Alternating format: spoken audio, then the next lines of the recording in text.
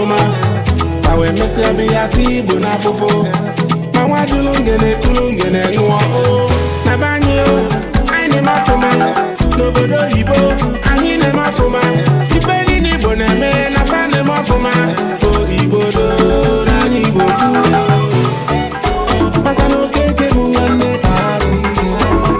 In memory of Mr. Innocent Chukwuma. For the January mentorship session, you must have watched a brief documentary about him. Mr. Innocent Chukwuma bu onye deberondia to fight for human rights. And he was a youth supporter of the center, and he died in 2021 on April 3rd. So because of that, the Center for Memories, every designated to honor him. And I've been doing since 2022. We've had 3 editions, including today's edition in his memory. So when the program starts fully, we would know more about him. We use the April edition to champion the causes that Mr. Innocent fought for while he was alive. So without any further ado, I'm going to invite to the stage a violinist for a short performance. I don't know if any of us have seen a violin performance. Oh, so you're going to see one today. And I'm going to bring on Record to the stage. Please clap for him.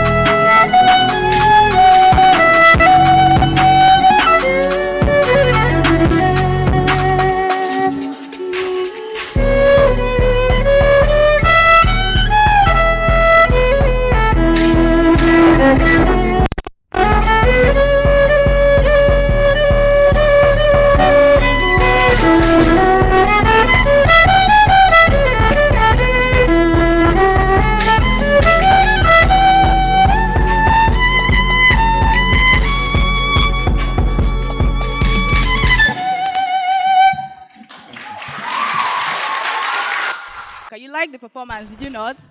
Thank you so much.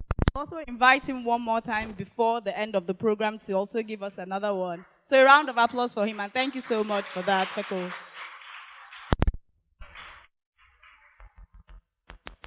So thank you. I'd like to thank Queen's School and Claret School.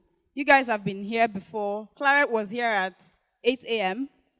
Well before, yes, as a matter of fact, yes, they were here well before the mentorship session scheduled for 12 noon. And as we already know, the mentorship session precedes the Nkata, and sometimes people also join us till the end of the event. So thank you so much for constantly being a part of our activity at Nkata. Welcome.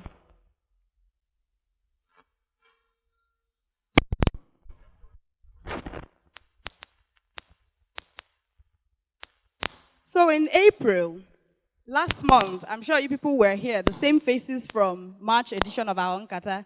You remember why we said that March Nkata is also a special edition for us at the center? because it's the month that, we celebrate the International Women's Day, and it's more or less the month of International Women's Celebration, right? And to reflect the occasion, to reflect how it's special or why it's special for women, we brought in who? Who remembers from the last time? Yes, she led the mentorship session and she also moderated the panel session. But yes, who spoke? Who gave the keynote lecture? Yes. Professor Joy Ngozi Ezile, thank you so much. And of course, I'm sure you people remember highlights from that, right? So in April, so please could we, has that been taken care of? Okay. Thank you.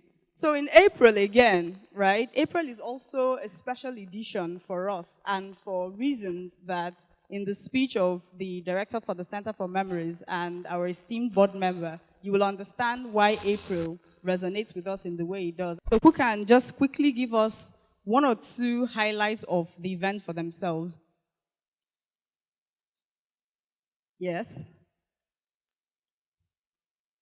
No? Okay. Anybody? Claret schools? Claret schools. Maybe the question was lost on you. The question is, in March, we celebrated through Nkata Umu Ibe, right? The International Women's Day. And in fact, if you even remember the theme of it, it was Gene. Lovely. And Nwanibuife speaks to something. Is it not so? So, ask you, Nkata, what are the things you took away, the key things you took away? Just two people before the executive director comes for his welcome remarks. Anyone? There's prize money attached. More hands. Look at you. Yes, please. My name is Uko Eshedra Sochiku from Queen's Model School. The topic of what we discussed previously is about diversity, equality, about all human beings. And in that diversity, equality, about all human beings, it centers more on women, about how the society discriminates women and how they discriminate them in what they're supposed to be inclusive in. So, and it is telling us that as a human being, everybody are equal. God created us equally, and we should not exclude any person or any people in anything we are doing. Thank you so much. Round of applause. Thank you so much. Is that not so? Claret School, any more contribution? And yes, he even brought in equality. Claret School, we have more hands from Queen's Model than from you guys. So we're talking about equality, we're talking about inclusion. And again, remember that when we came to your schools, we talked about inclusion, what makes a society an inclusive one, yes? And the IWD, the International Women's Day celebration, was a good occasion to show why equality, equity, and inclusion is even a subject for us in society, right? Because women, as he said, are first humans. And by the dictates of the the Charter for Human Rights, women's rights are also very important. Nobody should be discriminated against. And women should be allowed, for lack of a better word, to have access to societal, to policy making and, decisions that matter in society. So I'm going to welcome now the Executive Director of the Center for Memories, Mr. Ehani Iboko, for his welcome remarks. Mr. Ehani, thank you. Please, can we clap as he...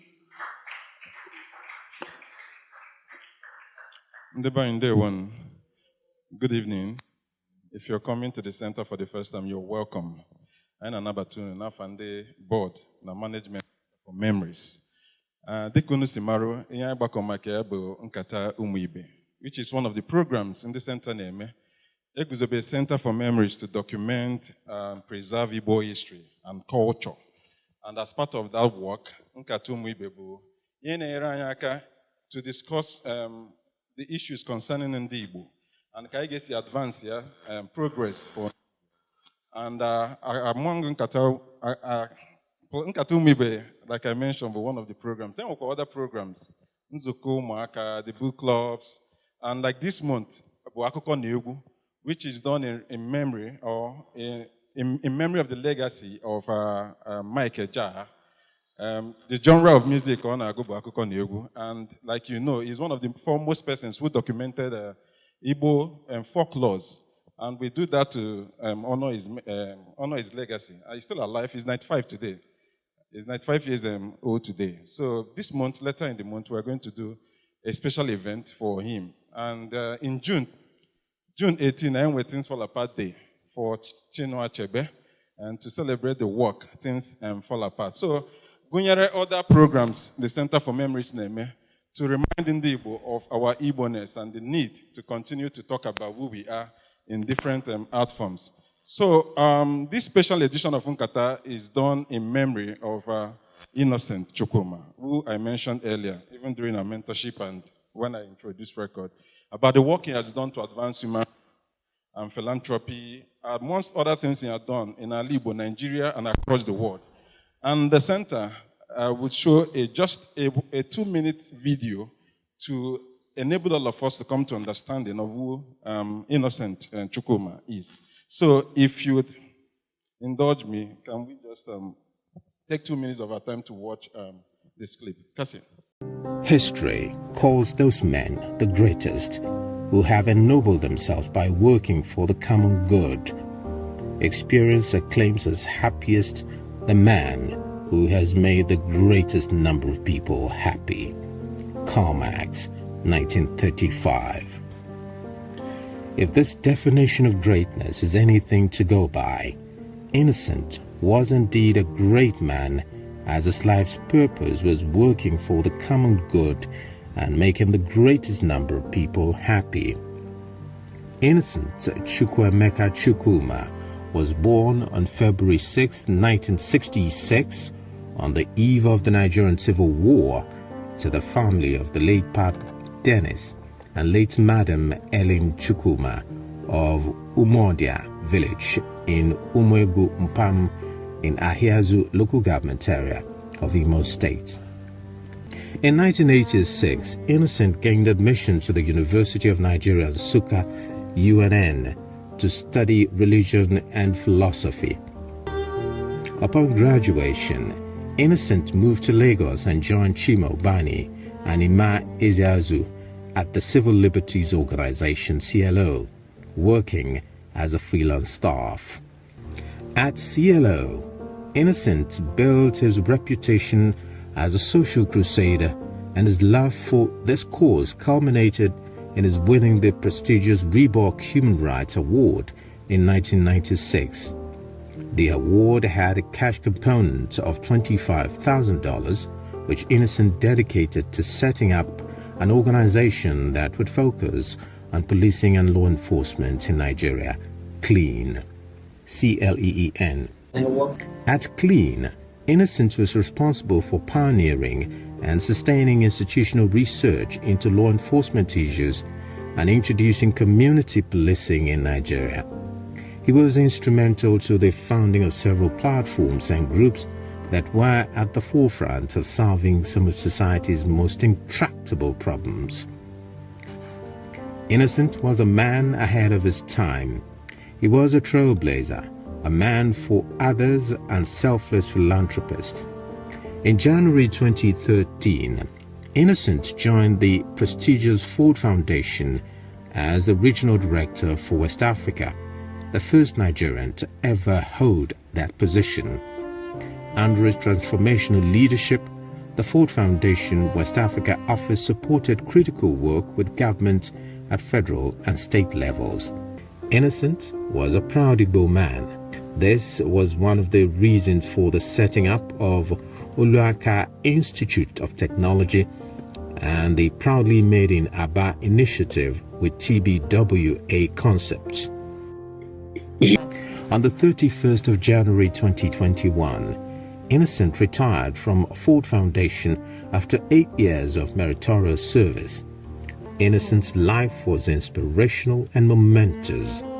He cared deeply about Nigeria, believed that change was possible, and the only way we can repay Innocent for all he brought to our lives would be to emulate his philosophy and sustain all the dreams and aspirations he shared with us all. through many engaging conversations and projects. It's my pleasure to welcome an esteemed member of the board of the Center for Memories and the coordinator of Nkata Umu Ibe, Mr. Nnanude, for his remarks.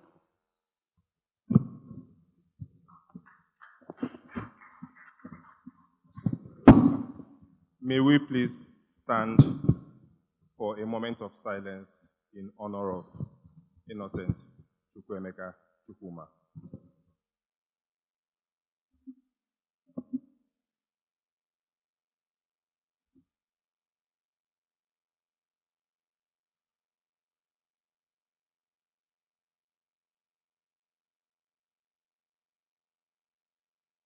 May the soul of Innocent Chukwuemeka Chukwuma continue to rest in peace, and may his memory always remain a blessing.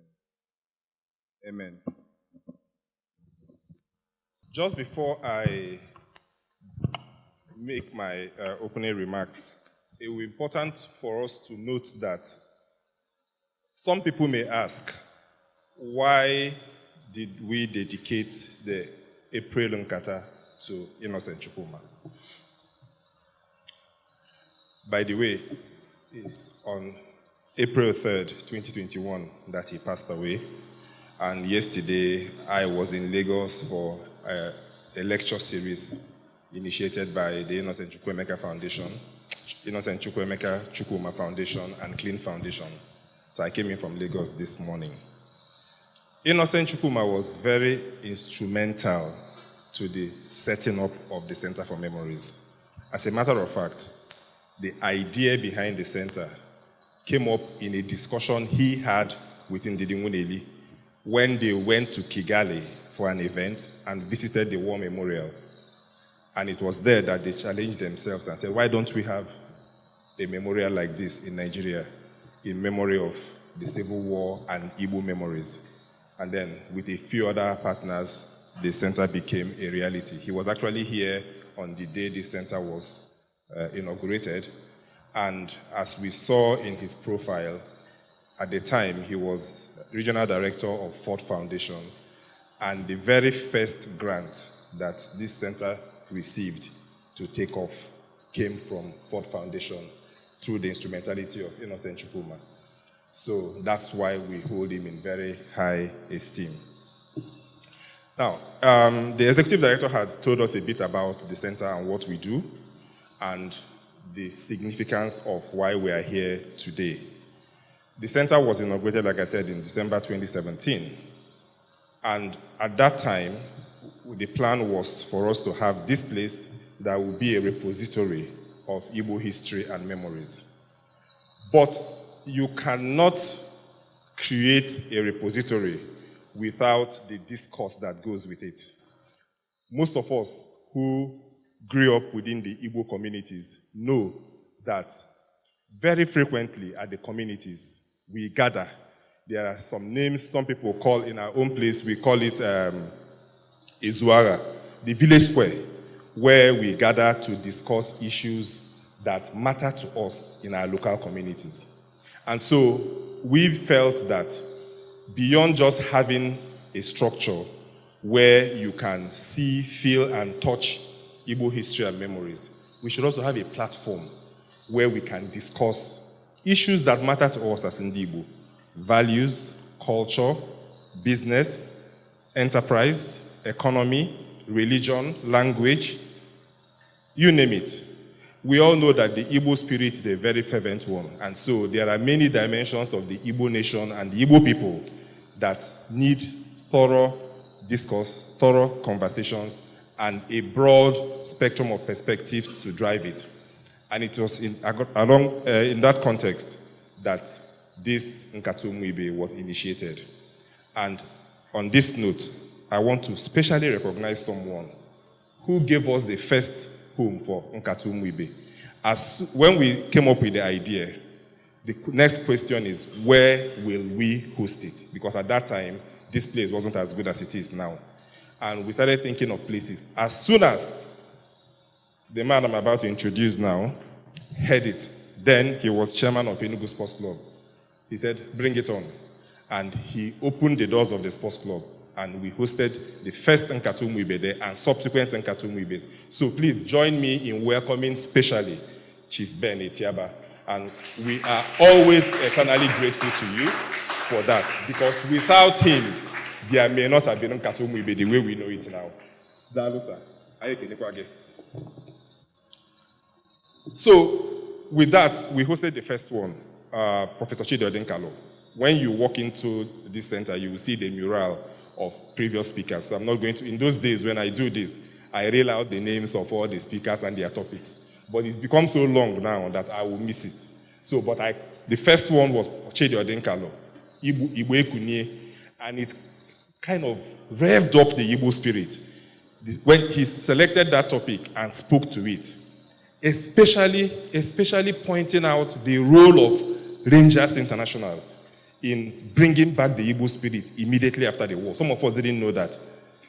He talked about 3 or 4 R's that energized the Igbo spirit after the war, and one of them was Rangers. So thereafter, we had other speakers. You see them, Dr. Okeke Chukwu, Dr. Joaba, and a whole lot of them, including, at the time, the President General of Ndị Ìgbò, Chief John Onyanwodo, who spoke on Ife Jemali Igbo. And it has been going on and on. A few times we've had to stop, first for COVID, then to kind of understand better the security situation in the Southeast. But thanks to Ford Foundation again, the spirit of Innocent Chukwuma entered Ford Foundation, and they reached out and said, we need to support this program. And so that's why we had to restart Nkata in November, and ever since then, the team here has done a very great job in putting it together. So today, we have as our distinguished speaker someone who I can safely call a mentor. He is a tech entrepreneur. He is a thought leader. He is an investor. My father used to say in those days that if you pinch his blood, his skin, the blood coming out will be spilling out Igbo, Igbo, Igbo, Igbo. That's our speaker today. The Igbo spirit runs in his blood. He attended, like me, Federal Government College, Okigwe, but I did not meet him in school.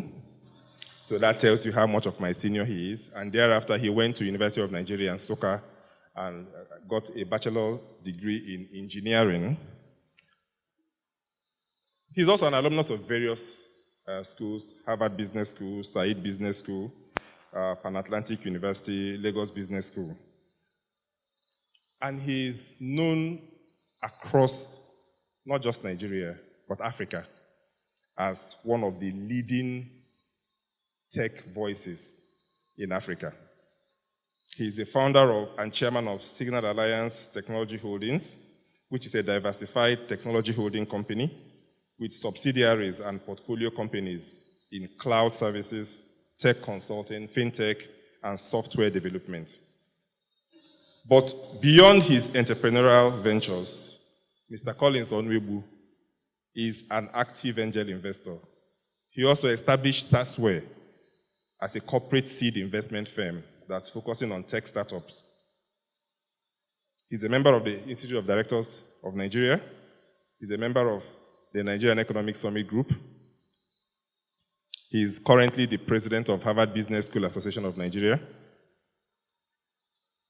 I can go on and on and on. Ladies and gentlemen, without further ado, I want to invite to speak to us on this special edition of Nkata Umu Ibe my senior brother, my mentor, Mr. Collins Onuegbu. Welcome, sir.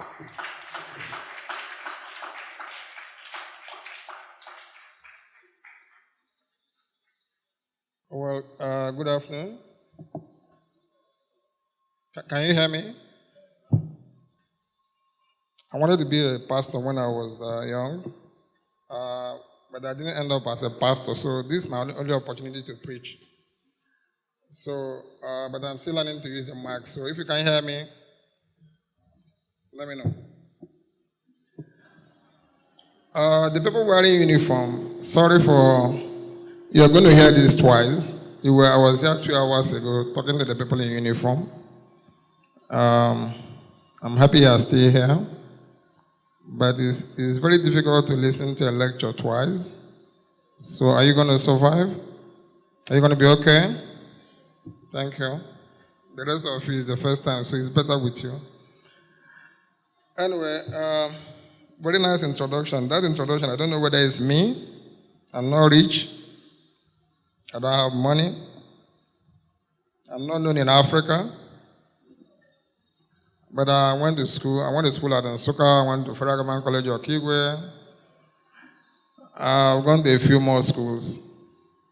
And yes, I'm the president of the Harvard Business Association in Nigeria. They give the presidency to somebody who doesn't have money but who went to Harvard. That's how you know who becomes president. Because if you made too much money, you don't have time to be president. Anyway, thank you very much, and thanks for being here.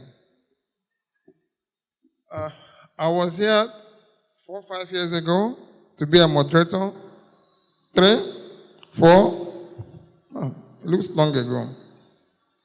I was a moderator here in the sports club, Mr. Tiaba. I remember we met then. And I was here to moderate part of Tommy. Well, things have changed today, so somebody will moderate me today. But it's nice to be back in Enugu. Enugu, I grew up partly in Enugu. It was a different time, but I always have fond memories of Enugu. But it's gotten hotter. People are aware that Enugu is getting hotter? Okay. So the topic today is Onye Ma Echi. It's a very powerful Igbo medium and very popular among most parts of Igbo land. And generations have used that word in what is called Igbo cosmology to accept the world the way it is, but also to prepare for the world tomorrow. So sometimes when I listen to Igbo idioms, I just think of, say, 200 years ago, we had people, they didn't have light, they didn't have education, they didn't have the kind of society we have now. But they had idioms that have guided us for hundreds of years, and they are still relevant in every age. And this is one of them. But when I was trying to do this work, write this speech, my initial position was to challenge this topic. But today we're talking about why we were here, and part of it has to do with, Innocent has been introduced a bit. Mr. Innocent was my friend also. And we lost him 3 years ago. And 4 years, this is 4 years actually, 4 years yesterday. I spoke to him the day he died. He was a friend of mine. When he retired in Ford at the end of the year, on 2020 or so, we had a meeting and said, so Innocent, what is next for you? And we had this meeting in January, and we agreed that we're going to have this meeting again. I think in February, I think. And so I went for Easter on an Easter Sunday or Monday. I just remember that we've not had that conversation. So I called him. And when I called him, he picked up the phone and says, my brother, I don't know what's happening to me. I'm sick. And we spoke for about a minute or two, and he says, I'm going to give the phone to my wife to explain to you what they're saying is wrong with me. And I spoke to the wife, and I wasn't happy. And then I think I called you. And then I went to my village. I told him I'll call him back in the evening to find out what the doctor said. And when I came back in the evening, Nana called me and said he was dead. So when you say Onye Ma Echi, that was a classical case of how did we know that was going to happen? But anyway, that was 4 years ago. Today, Igbo land is at a crossroad. we are at a crossroad more than we know. You can argue that Nigeria is at a crossroad also. The past 2 years have been devastating devastating economically for individuals, families, and communities. I don't know how you felt it, but it's been a very terrible 2 years. I've run a business for 28 years plus.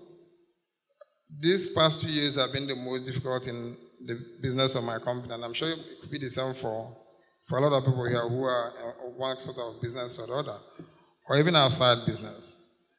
Because the economy has gone through a lot of stress that is affecting everybody. While we all blame Tinubu, but the economy has really been very devastating. But the question I'm going to ask here is that, despite this suffering, is there a light at the end of the tunnel? And I'll go back to this proverb, idiom, and say, Onye Ma Echi. I think that despite the turbulence we have now, when people look back at the history of this period, this might be the most important time in this period when Nigeria took a different path. And I think it's important that in the context of the topic today, we look at the problems Nigeria is going through and focus on looking for a path, whether there's a light somewhere. Because for some people today, there's a light at the end of this tunnel.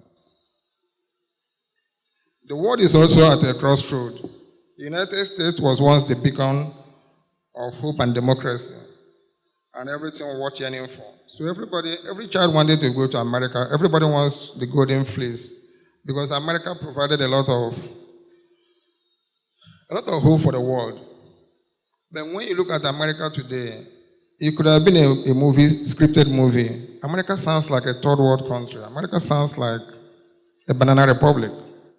And I think America is becoming a fascist state. People joke about it, but it's serious.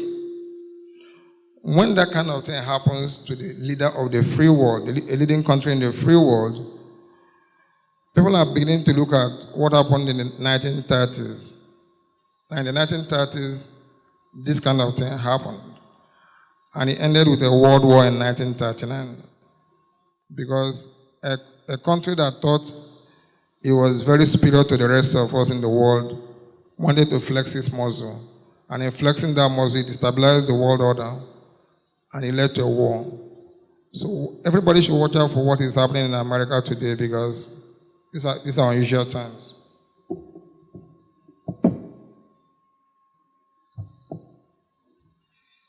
But in the midst of all this is also China, that everybody wrote off maybe 50 years ago, 40 years ago. I would like to show a presentation here that talks about, compares the economy of China and US in 1970 and this year. Now, in 1970, the American economy was about 10, 11 times the size of the Chinese economy, 15 times. No, I think it's 11 times. But today, that economy is only 1.5 times the size of, Chinese economy is 1.5 times the size of America. That's in this 1970, I'm going to use 1970 a lot here because it has a significance to us. But 1970, 54, 55 years, somebody was leading you is 10 times bigger than you, 11 times bigger than you. In 50 years' time, the person is only 1.5 times bigger than you. You can see where that is going. So if you project the next few years, at the same economic growth rates, China is going to overtake America economically. And that means a lot. Part of why America is flexing, I believe, is because of that data. But also I want to talk about Igbo land. You know, Nigeria was formed in 1914, but Igbos have been in existence for thousands of years. I think in 1914, Igbos were not a significant part of Nigeria. I mean, they were there, but I'm not sure we were the leading light in Nigeria. There was the north, there was the west. West was with Lagos. The east lost Calabar as the capital of Nigeria. And then there was the Igbos, tied up with the south-south, current south-south. But If you read Chinua Achebe's book, There Was a Country or something, you see where Achebe wrote about how did we in 1914 we were an unknown tribe, but by 1966, Igbos were being accused of dominating Nigeria. How did that happen? I think it's something that we need to look at. And one of the things Achebe said was that his theory was that because of our competitive spirit, we were not necessarily competing with Nigeria, we were competing with ourselves. And that competition was, you are competing with me, my village is competing with yours, my clan is competing with the next clan. And he gave examples then where every Igbo tribe that says, I'm going to train you as a doctor in America. Your next village says, if they can train one person, we can train two people. If it is a farmland you want to open, if it's 100 acres, we have more land, we'll do 200 acres of palm plantation. So that community competition drove Igbos, especially in education. And people were competing with, communities were competing to go to school and to have a doctor, to have an engineer, to have a scientist. And they were lucky. The government then was much better. You had an MI Okpara who had an industrial policy that helped us connect Enugu to Port Harcourt. And before we knew it, Igbos had become so competitive that if you go to the military of Nigeria, if you go to the police, the military services, the economic services, there were Igbos competing everywhere. That those who were there before us thought we were coming to take over everything. And then we got involved in a coup. And then there was a war. And we lost all that. So if you look at the golden era of Igbo land in Nigeria, I think it's between the 20s and the early 60s. At that point in time, we were in our own game, the best game. For me, I think that our own theory should be that if this was our best time, what exactly did we do? How can we go back and recreate that?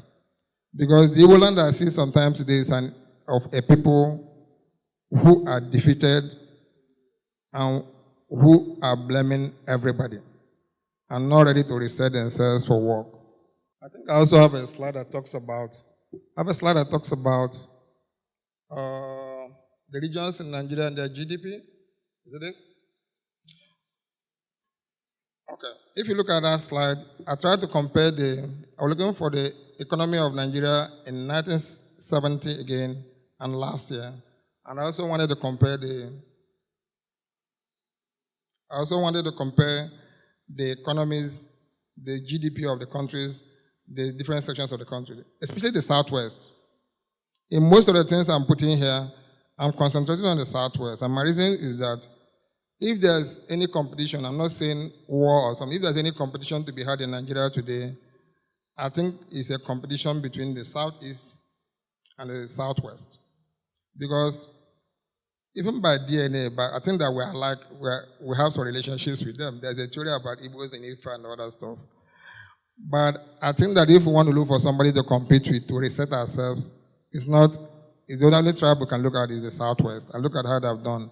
How they've done in education, how they've done in health, how they've done in music, how they've done in building enterprises that last. And I had data here that looks at our economy against their own. Now, if you look at the 5 states in the Southwest, other than Lagos, I think the Southeast has a bigger GDP based on the last basin. But Lagos alone is almost bigger than the rest of the Southeast and the rest of the Southwest. So that shows you what Lagos has done for the Southwest. As at the last time I checked this, Lagos was about 100 billion, while the whole of the Southeast is, I think, sorry, I can't see this, so I'm struggling to. So it's important for us to look at data around the region so that if we want to compete, we know who we are competing with. And my theory is that if we want to look for competition, I think we spend a lot of time in the Southwest, in the Southeast, venting about the North. So if you look at this, you see Southeast 50. This Southwest is actually Lagos plus South. Lagos is 100, Southwest, the rest of the Southwest states are 45. So state by state, except Lagos, we're not doing too badly, but this is an old GDP figure, so I think it's going to change. We're not, as I said, we're not competing with the North. When I come to the Southeast sometimes, there's a lot of energy around talking about the North, talking down on the North. Now, one of the wisest politicians we had before was Nnamdi Azikiwe. I think he knew this, and he went to the North to use them to beef up our numbers when we go to politics. So he always focused on alliance with the North because we had economic power, they wanted political power, and I think it was a good reason. But today, the real winner of Nigeria is, because of moving the capital from Calabar to Lagos, I think it can be said that perhaps the eastern flank of the country lost that 100 billion of economy. So now, I'm not sure that we should be afraid of competition. A lot of times, when we talk about competition here, we don't talk about it as if people hate us, we have to hate them back or something. But competition is the nature of man. If you look at the Bible says somewhere, either in Genesis or somewhere, it says that the man should conquer the earth. Okay, it was a commandment from God. How do you conquer the earth? With limited resources. That means you have to compete. And if we move away from Western competition, even in my village, families compete against each other. Even brothers and sisters compete for their mother's love, for their father's love. So competition is inbred in us. But how does a nation like Igbo land compete and say, this is where we want to be?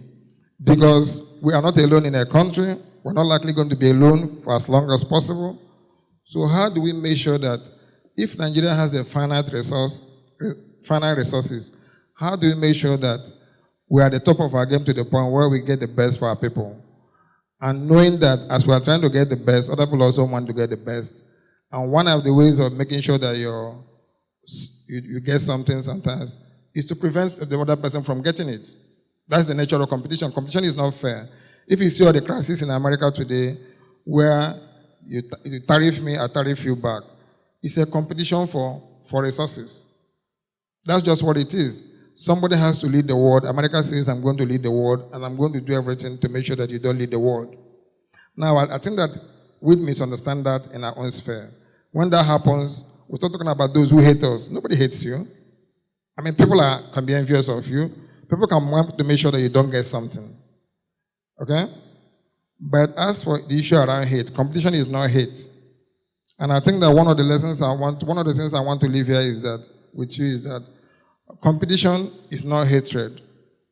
I do business, and in my business every day, we go and send out tenders to get business. Now, the chance of winning a tender is 20%. That other 80% belongs to those you are competing with. So your job is to make sure that you improve your game and improve your chances. But you'll be surprised, you'll be sure that you will lose business at every point in time. It's in the DNA of my company because we know. So what we need to do is that even make sure that you get the 20% that you need to do your business.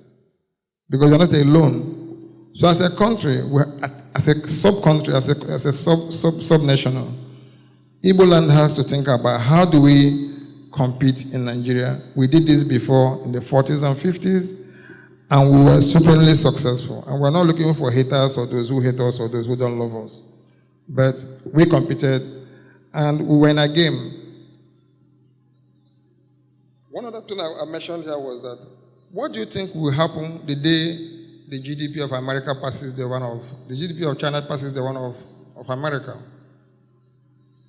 And then China becomes the biggest country in the world. We've had more than 200-300 years of the West dominating the rest of the world. And then in our generation, most of you here will live in a world dominated between India and China. They will dominate the world. That means power has moved from the West to the East. Now, well, again, going back to this topic, Onye Ma Echi, well, we don't know the future, but that is going to happen. So when that happens, how do we reconfigure ourselves to think of, everybody here looks at, if asking which country is your favorite country today, everybody says America. Now, when China, and then they paint China is bad, Russia is bad, India is bad. When power shifts to this side, what is going to happen to the nature of competition? Who are those who are going to get ready and be there to partner with China to allow us to grow, to continue growing? Can Nigeria make any move to partner with China? Can Igbo land say, look, we're going to leave America now because most of the people who leave Igbo land today go to America. Can we say, for instance, that we have to hedge our bets, that America might not be a very friendly place again, the UK is in decline because UK is no longer a world power, essentially. What happens for us as a nation when this war gets to the point where it gets heated? How do we strategize to survive? Well, as a Nigeria and then as a sub-nation. Will somebody here send his child to China today to go to school, just in anticipation? Those of you who are students, when most of the people here are going to school, they are going to America. Will you go to China for your first degree?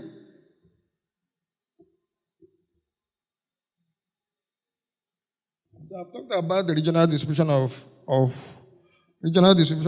GDP, and Nigeria is going to rebase its GDP this year. What they mean by rebasing is that every few years a country says this was the baseline for the GDP we measured. And every 5 years, they're supposed to rebase it. A lot of times, what it does is that for a fast-changing world driven by technology, for instance, 5 years is a long time. Things change, new businesses start, old businesses die. And they ask you to rebase it so that you can become current. Nigeria is going to do one this year, after about 11 years, 12 years. So we missed one. When that is done, it's going to reconfigure the size of the economy. Now, supposing it reconfigures it, and the areas it recognizes today are not the areas that favor the Southeast. For instance, if you look at some of the things that are happening today, there's technology. Technology has become big in the economy. They said real estate is a huge sector now. And then the creative economy. The creative economy includes movies and music. Is Igbo land, for instance, preparing for a GDP that a major part of it is real estate, technology, and movies, and music? Are we ready for that? So the second part of it was to talk about the digital space and how it's reshaping the world economy. I said, well, everybody today in the morning I talked about the industrial revolutions. There have been 4 industrial revolutions since the 18th century. And we're about to enter the 4th industrial revolution. The 3rd industrial revolution is where most of us here were born, and most of us are almost still there. And that industrial revolution was the digital revolution. The digital revolution was what saw to us getting computers, getting telecoms, 3G, 4G, 5G, 6G networks, and getting the internet, and getting Facebook, and getting Instagram, and essentially living on the internet. But that is where we are today. Now, it's interesting to look at how we've maximized this current revolution. We missed the first industrial revolution when they were building locomotives in the 17th century. Africa was still exporting slaves to America and Europe. During the second revolution in the early 20th century, again, we were still fighting to get our independence. So we missed it. The third one, we had come out of independence because it started in the 50s. We had just come out of independence. So technically we missed it. So the first revolution that a country like Nigeria or most of Africa and Igbo land will be part of at the beginning is the current 4th industrial revolution. And it's just about starting. And it's about artificial intelligence. It's going to herald an era when, for the first time, human beings will have a machine or something that seems smarter than them. And it sounds very simple, but it's going to change the whole world. All of us think we're the smartest being. The Bible tells us God created us. But man is going to create things that sound almost as intelligent as us. How does that transform the world? Is it an opportunity for Igbo land or is it a threat? I think for an enterprising country like the East, a enterprising sub-country like the East, It's an opportunity for us. My belief is that we've lost the past 50 years because of the war and because we've not gone past it. And that every revolution or every progress with mankind gives us an opportunity to reset ourselves. So, is it possible for us as Igbo land to look at the beginning of this fourth industrial revolution and say, we should just keep our problems behind us and see how we can get into this revolution? And I think today is a very good opportunity for us. The good thing about the fourth industrial revolution is that it's not a mortar. All the other revolutions you have, people have to build what is brick and mortar to have a business. So if you want to have, if it was before, you want to build a factory, you build a big factory. Today, the factory of an AI factory, well, it's built somewhere in the world, but for the rest of us, any device you have that connects to the internet gives you access to whether it's learning or research or education you want, or business you want to set up. And I'll give you an example with my office. The crisis that happened in Lagos yesterday shut down Lagos essentially. The whole of Wednesday was shut down. Most of yesterday was. Today, I think a bit of it was shut down. Now, when that is shut down today, a lot of companies who are in the digital space don't panic anymore. You can see even the governor came out and said, guys, we're going to keep this place closed. All of you go and work from home. So, if a critical road shuts down and blocks a place like Enugu, is it possible for people to say, I'm going to work from home and I'm going to be okay? Because of what is happening today, my office shut down the office physically for 4 months to remodel it. I would just say nobody should come to work. So, how do we take the opportunity that today you can be anywhere and build any business and use it to reset ourselves as a sub-nation? Except for insecurity in the East, most of us today who are in Lagos will relocate to Enugu or wherever, or Port Harcourt or wherever, and do our businesses very well. Before insecurity, I'm from Imo State. Before insecurity started in Imo State, my office had planned to move a lot of our staff to Owerri because we thought a lot of things they do in Lagos, they spend hours in traffic, they get very poor salaries. If I pay you salary, the same salary I pay in Lagos in Owerri, it's almost 1.5 times or 2 times by purchasing power parity. So why would I not have you working for me in Owerri? And I have a friend who has done that successfully in Enugu here. But the thing is, you have to contend sometimes with making sure that the environment is right for your people. So how can we today take advantage of where the world is moving today and say, we want to focus on industries that will allow us to have all our people anywhere in the world, set up businesses in the East, and set it up safely. And for instance, I would like to have a head office in Enugu or where, and then most of my business is being run in Lagos. I think that those are the kind of things that the opportunities you see in the digital space and the digital space. If we don't do this as a nation or as a sub-nation, we run the risk of becoming more and more left behind because the speed of movement of change these days, the speed of change is getting faster and faster and faster. You can see what happened with a product called ChatGPT. It was released only about 2 years ago, less than 2 years ago. And today, every sentence you have in the text space, somebody is talking about AI, is just less than 2 years old.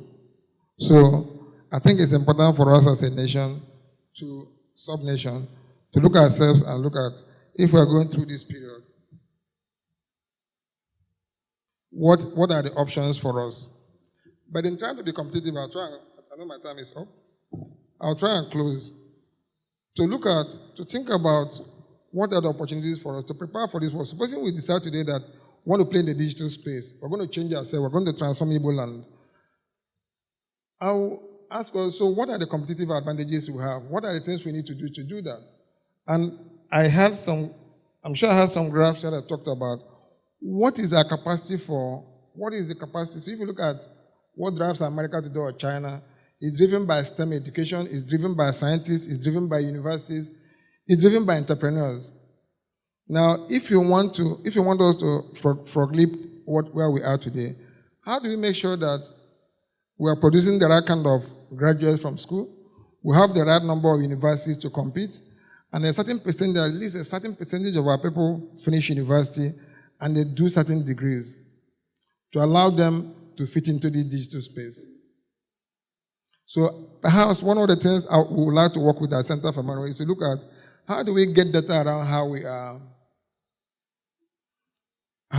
comparing with our peers in terms of critical things like, as I said, number of universities, number of graduates, and then secondly, even when you produce those graduates, how many of them have the opportunity to stay in Igbo land? Because we can be the producer of graduates, and all the graduates are working from outside Igbo land and then contributing their brain to wherever.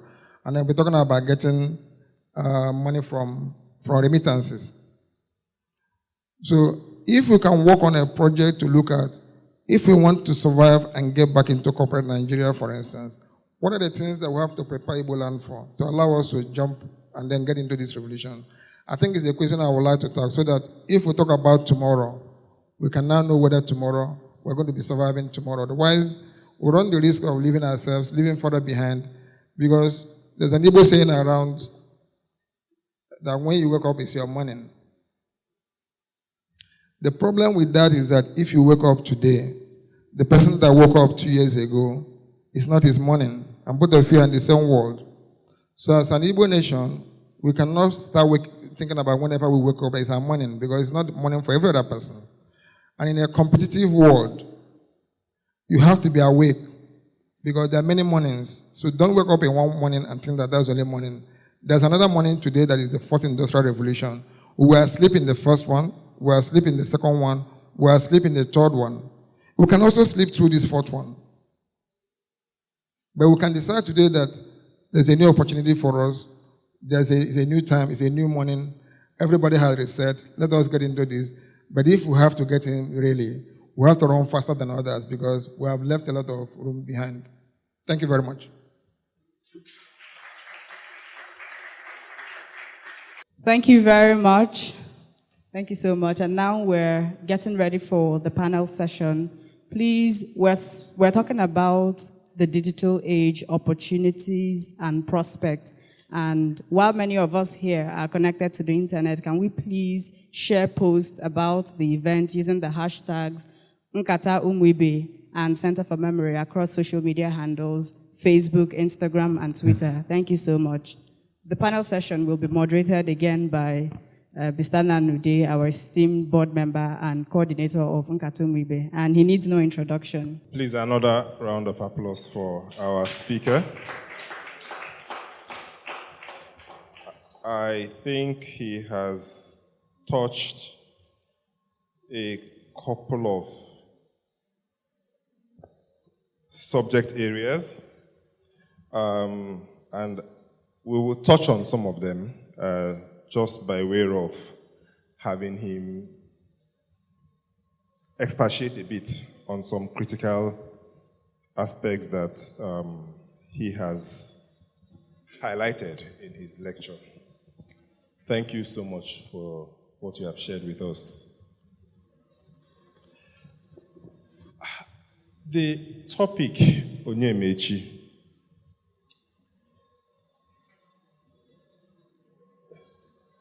attempts to define or challenge the concept of it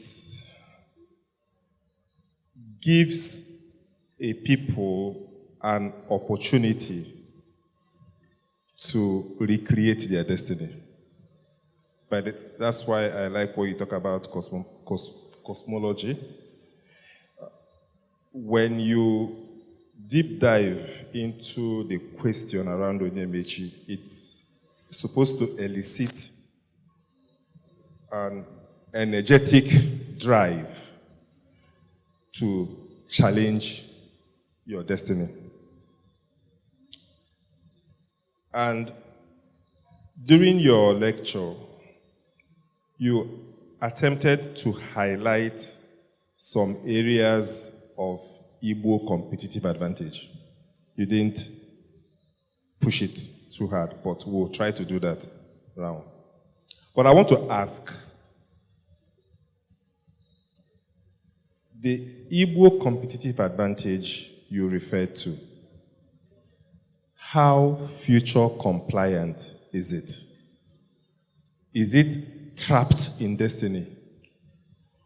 Or does it have a space for it to be recreated? Is it future compliant? The Igbo competitive advantage you talked about.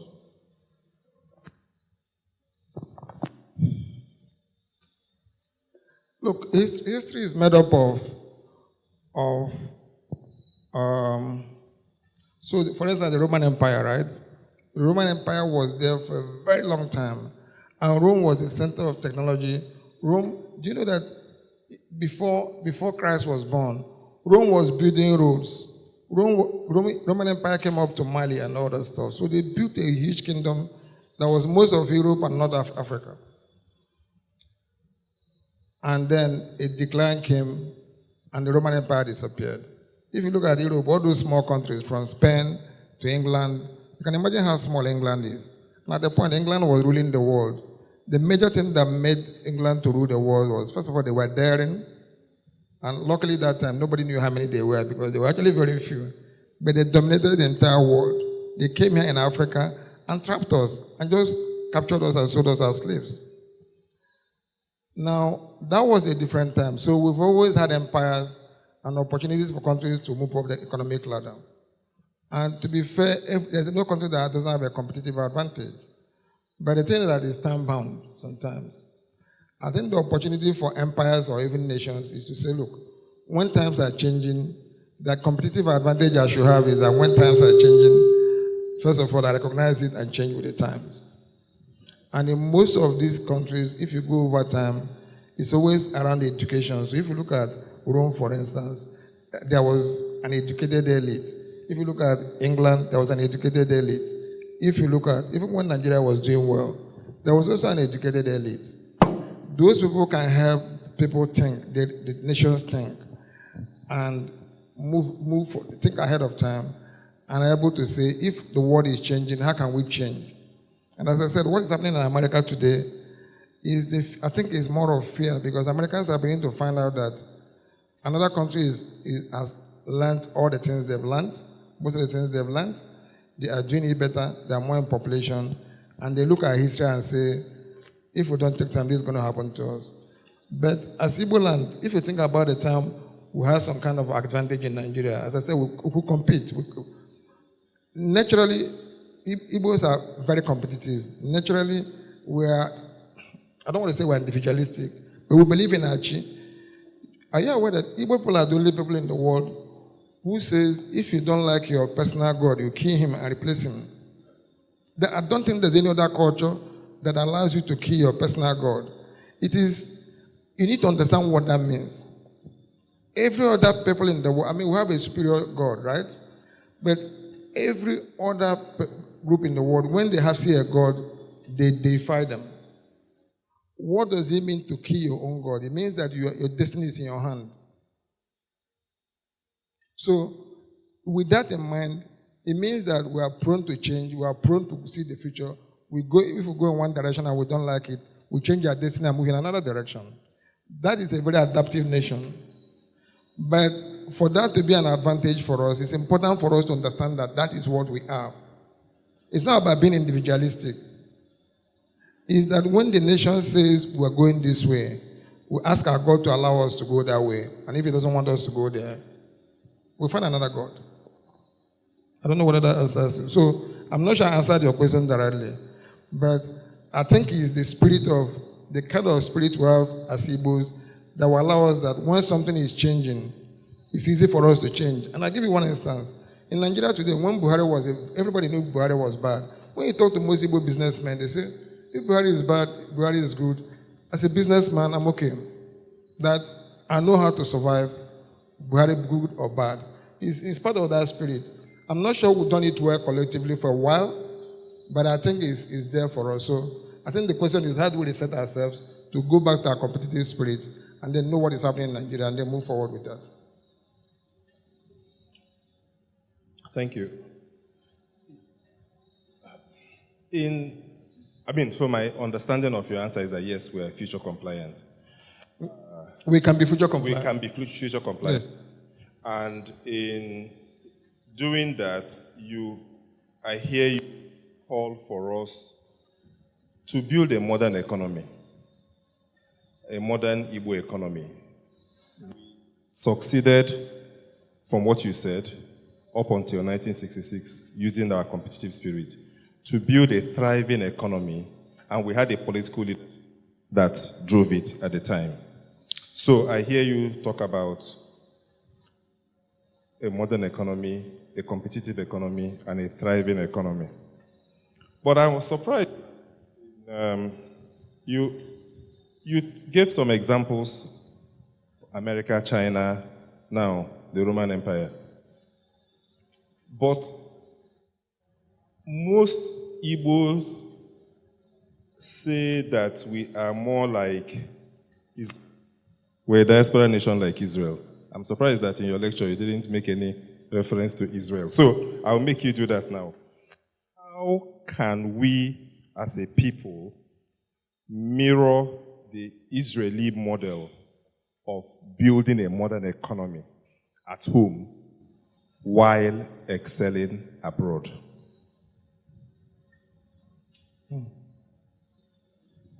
Well, I think that Igbos believe that they are like the Jews because we're a diaspora tribe. We've been a diaspora tribe forever. And what I mean by diaspora tribe is you live where you are born and go and look for greener pastures. I don't know when we started doing this, but I think we've been itinerant for a very long time. But we are economic migrants. Now, how do we marry that? The Israelis they were dispersed by conquest, mostly. I mean, if you read the Bible, there were times that Israelis were captured, there were times they came back to their homeland, they were captured again, they scattered over Europe, and the Second World War was a blow to them, they scattered all over the world. But one of the things Israelis have done all this while is the Israelis wrote the Old Testament. I don't know how many years ago. In most places where Israelis stay, they keep their history, they have a network, they write. Somebody told me about a town where every Israeli that comes there, there's a book where he writes his name to tell people who come there that this person came to this place at this time and stayed this long. So there are certain things that they've inculcated as a diaspora tribe. I think one of the things that what we have to learn from Israelis is to understand the nature of a diaspora tribe. First of all, to be successful outside. And then also to understand how a diaspora tribe can build something outside and still build support the economy strongly at home. And there are things they cannot accept. For instance, what is happening in Igbo land today around insecurity cannot happen in Israel. Israel will kill anybody that comes into Israel to destabilize the place. They will go to any length to make sure that in that small space they are in, and they are living among enemies. Nobody, you can do anything, but you cannot get in there. They will go. If you see this Israeli war, as a human being, I feel very bad that Israel has killed these people for the people they killed. But it is in Israeli DNA to make sure that nobody can attack Israel and get away with it, whether you're an Israeli or you're non-Israeli. So they protect that whole land very well. So you cannot have a situation where, sometimes what I believe is happening in the East, where insecurity, a lot of the insecurity is caused locally. There might be an external bit, but most of the insecurity in the East today is caused by internally. It cannot happen in Israel. I think it's the nature, because if you want to build a local economy, there has to be safety, and the biggest driver of investment is security. Because it's security of the business, security of the people who are doing the business. Nobody can go and invest in an insecure place. So we have to get the fundamentals right. The second thing I would like to talk about is that I said diaspora tribe, even wherever they live, they are normally quiet. The control Israel has in the United States economy today, they control Hollywood, they control New York, they control the financial services, there's so many areas they control in America, in fact, globally. But you don't hear them saying they own America. They don't own anything. I think sometimes if we want to live successfully as a diaspora tribe, we don't have to bring attention to ourselves. If you build a successful economy at home, you can be proud of that. But you don't go to the town, you own 5% of buildings in one street. You say you own the town. And then start behaving like it is your town. Because you will not accept it if it happens to us here. So I think that there are certain things we have to look at in the way we express ourselves, in the way we communicate our smartness, or our brightness, or our savviness, that we have to learn to understand that we are a diaspora tribe and have to live as one. Let us copy the Israelis. It's not just copying them and say, God bless us like them, or our names sound like their own. No.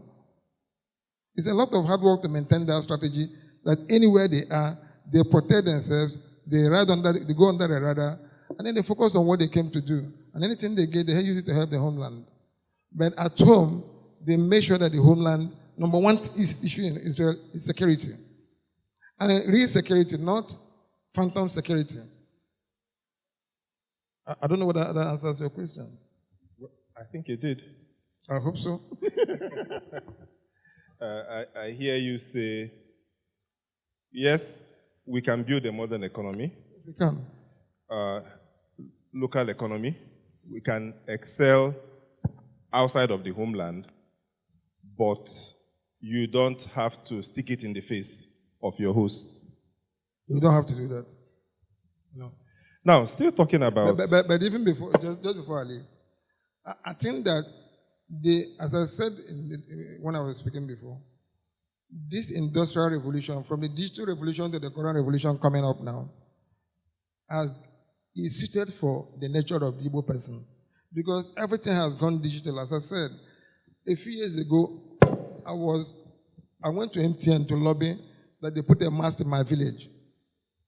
Because I knew that once they put a mast in my village, I can walk from my village for 1 month. And then go back to Lagos and walk and come back to my village. That means I could have come home, essentially. But today I cannot do that. I don't know whether any of you can do it here. So, it's so easy today for people to be nomadic, right? You can stay anywhere and build an economy. And Igbo people, one of the things that is lovable about us is that Igbo people want to come home. That's why before, Lagos is talking about dirty December today.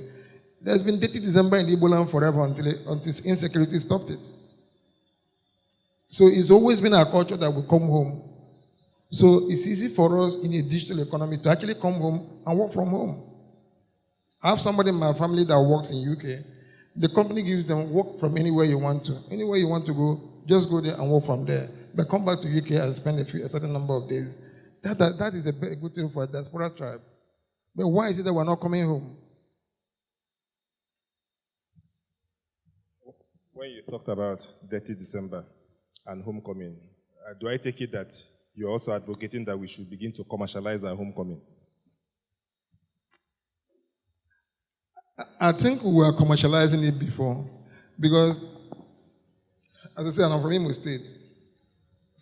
5-6 years ago, if you come to Owerri in December and go to a supermarket, there was once I went to a Spar supermarket. The line was so long, I dropped what I bought and left. In that line, you will see people speaking all languages. You had British accent, you had American accent, you had Abuja accent, you had Enugu accent. That line. Because everybody had come home and they feed movie theaters, they feed clubs, they feed everywhere. So we did dirty December already, we were commercializing it. The only problem today is that this last December I was in Lagos. And most Igbo people I saw, their biggest concern is going home, insecurity. So how is anybody going to go home? The number one, the fundamental thing about the human being is security of life and property. You can't beat that. So we have to, so people stayed in Lagos and created Dirty December. So, I don't know. Yeah, I mean, this one was an offshoot from your comment on Dirty December. But on Israel still, Israel is described as a startup nation. And by the way, if you haven't read the book, Startup Nation, please get a copy and read. I've read it 3 times now. Israel is described as a startup nation. It spins off startups at a faster rate than any country anywhere in the world. I had the privilege of reading your profile, and I know that you are a serial investor in startups. I'm not going to put you on the spot to say if you've invested in any startup in Igbo. But what I'm going to ask you is, how can we make the Igbo nation a startup nation? Because it speaks to your comment, the topic, Onye Ma Echi. It speaks to competitive advantage. It speaks to the digital age. That's why I wanted us to talk about it. Look, there have been a lot of attempts to be a startup nation as Igbos. Because if you go to an Nnewi today, what they are doing in Nnewi is purely indigenous. The problem they've had is when they needed to, there was a time there was also insecurity in Nnewi, and a lot of them moved to Lagos. I remember once I had a Ghanaian who was a friend who had a business here. We had a joint venture, and he was working for either Ibe, one of these large companies. And he told me that to get into Nnewi, this was about 10 years ago, to get into Nnewi, first of all, they had to provide security for him to get there. They were essentially locked up when they were there. Now, this was 10 years ago or more. I can't overemphasize solving the security problem in the East, because everything lies on being secure. I've mentored, I used to run a program in Owerri for a group of young people who had this, they were supporting themselves. We made them, remember those people? If you go there, all of them have left, because it only requires one of them being kidnapped and the rest will just disappear. So, how do we create a startup nation where there's no security at home? So those of you who are at home, we have to solve the security problem you have in the East. And then all of us will come back home. I want to support. I went to university in Owerri and begged them that I want to teach. They told me to write an application on the condition that I will not charge them money. I said I'll teach free. I'll fly in free. I'll bring my friends to come and teach. Okay? And anybody I told wants to come back, whether it's to teach students or to mentor people or to invest in something. But the environment has to be ready for it. I don't want to fly into Owerri and I'm saying I cannot fly in on Monday. I cannot fly in the evening. I cannot fly in early in the morning. I cannot go out in the night. The restrictions for anybody doing business in the East is just too much. And a lot of times, the biggest challenge about any problem is that if you misdiagnose a problem, it becomes more difficult to solve. We have to diagnose the security problem and dimension it, and decide is the number one existential threat.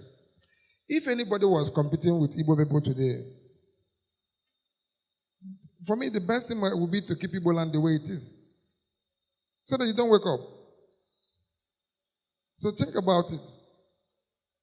Why should our place be one of the most, when they mention the Southeast today, they say Southeast, Northeast, in terms of insecurity.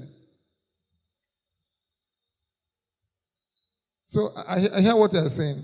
I don't even want to go to, you're going too far. Once you solve certain problems, Igbo land will be okay. Because there are a lot of people who want to come home. There are a lot of people who want to invest at home. People talked about Akuru. There was a time I was in one Igbo group, and they were doing factory tours in Onitsha. It's about 6-7 years ago, before everything went so bad. They were doing factory tours, going to factories to look at them and look at what they can do for them from Lagos. They were coming from Lagos. Samuel Huabunwa, you know Samuel Huabunwa? He was the chairman of the group. The thing fizzled out. There's no miracle you can do today to solve problems here unless people can fly into Owerri. Owerri was the third busiest airport in Nigeria. All of them were busy airports. They have thinned out. So yeah, I understand what you mean by startup nation. Yes, it's good. We're entrepreneurial because we have the raw material. We're entrepreneurial, by the way. It's okay. I used to fund companies in Lagos, and it was sad for me that we even did programs in Owerri and look for companies to fund in Owerri, but it was small. But what I'm saying is that it's sad that the only Igbo company you can fund today is an Igbo company in Lagos. That's not nice. Okay, I'm going to ask one more question, then we'll take questions from the audience. Now, this question I'm going to ask you is going to challenge your trend of thoughts, right? Because here in Nkata Umu Ibe, we want to come up with innovative discourses that can transform our Igbo. I hear you when you talk about insecurity. In discussing Israel, we talked about a land in the middle with enemies all around. Somebody could have easily said, we can't succeed because we have enemies all around. So I ask you in a different way, how can we make Ali Igbo a startup nation in spite of insecurity? Okay, I hear you. But you know, do you know the first place Israel funded startups? It's in security. If you look at in the tech space, companies like Checkpoint, most of the security companies in the cyber space today, globally, they started in Israel. So what they did was to look at their problem and then look for startups to fund to solve those problems. Perhaps that's what we should do. How can we have companies that today that will come and tell us, we want to solve the security problem in the Southeast. Please, if you have, come to me, I'll fund you. But don't come to me and misdiagnose the problem. We have a real security problem, mostly, you know, my company has a cyber security business. I don't want you to keep repeating the insecurity. No. So I said in spite of insecurity. I'm saying something.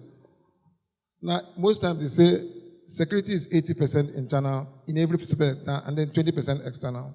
So let us build startups that solve problems that are peculiar to us. And I know a lot of my friends come here, and we used to have startups out. We followed them around, we moved around. There are a lot of people that are eager to start companies here, and I've looked for companies to invest in this place. I think that perhaps what we need to do, you're right, in spite of the security problems, we can fund to solve these problems. But the thing is that, again, the reason why startups seem to be mostly in Lagos today is that those startups are solving local problems in Lagos. Mostly local business problems. Incidentally, the financial industry is the biggest consumer of what they are doing. So because of that, it seems to be leaning towards financial services.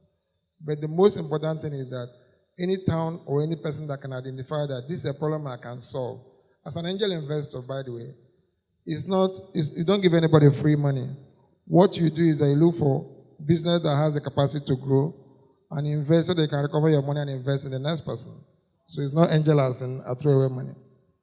So if you come to me and you have a good idea that you think can grow and you have the capacity to drive it, I'll be more than happy to support. But if it solves our security problem, the better for me.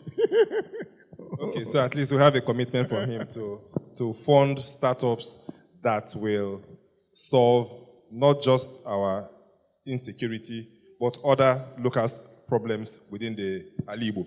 So I will open this up now for audience participation. So if you have any question, this is the time. If you have a startup for him to fund, this is also the time. Yeah, good evening. Mr. Onuegbu.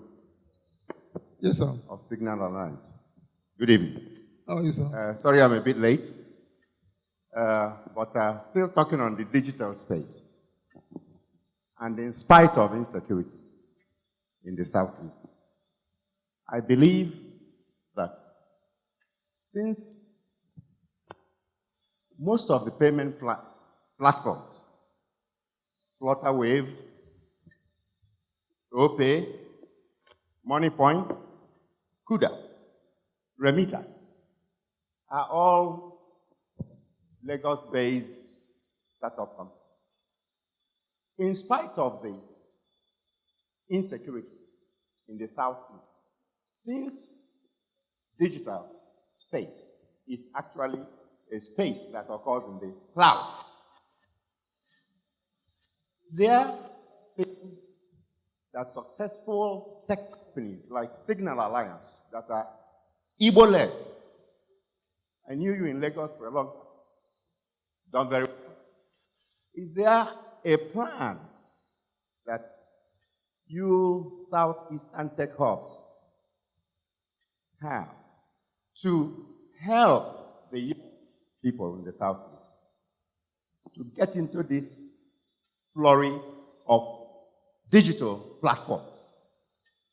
At least one or two. We know Better Computers, we know Signal Alliance, we know so many of them that have done well. Because it's not all about money. It's not about pecuniary. And sometimes investments are done for several other reasons, not just because of money.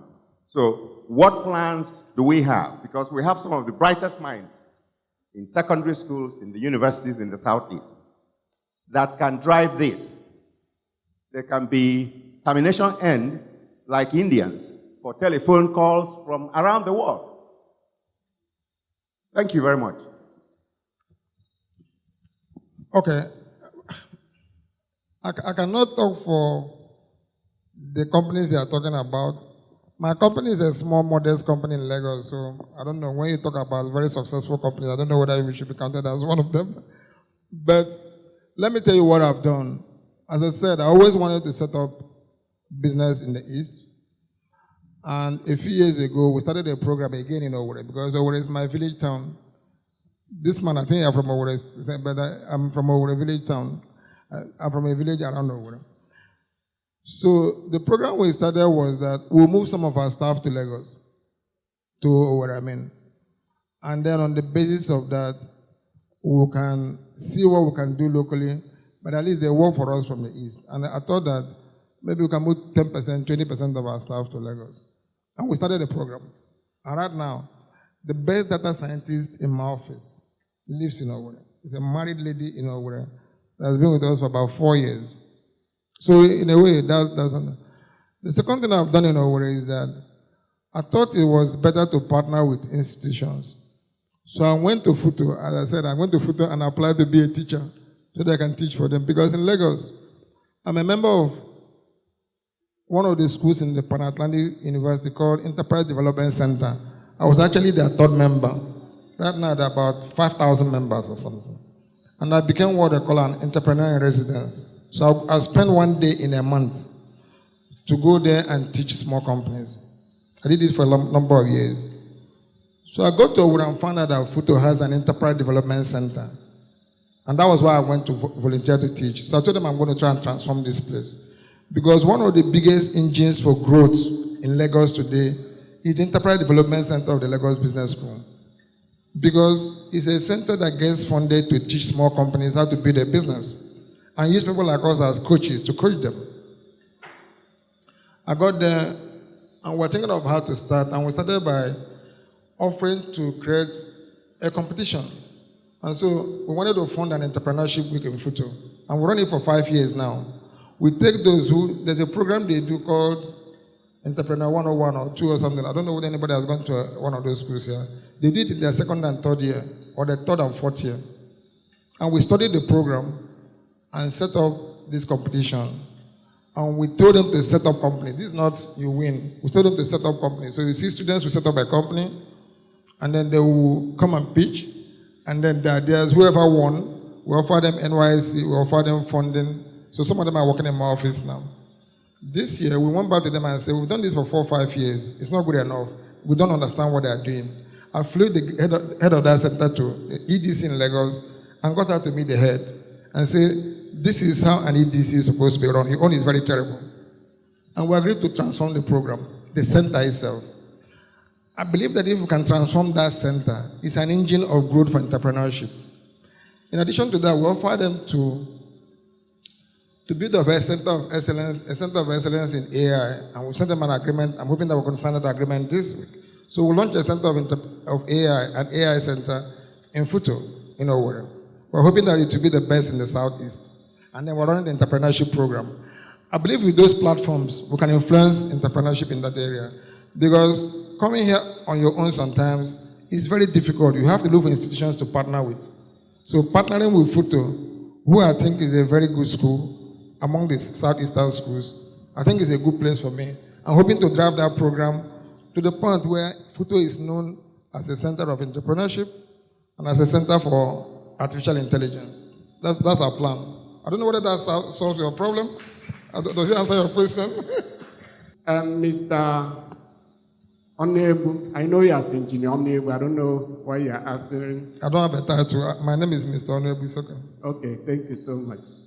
Yes, I have heard you. You talked about entrepreneurship, industrialization. Don't you think that if we go back to agriculture, it may be a startup for the Igbo land? Because when you talk of agriculture, every human being must eat. And if we can make it mechanized agriculture, we have so many forests that are fallow. We are not using them. If we can go into that, don't you think that it will be a startup for Igbo land? Thank you. You are taking me out of my area of competence. I'm not an agricultural expert. Look, when you talk about entrepreneurship, right?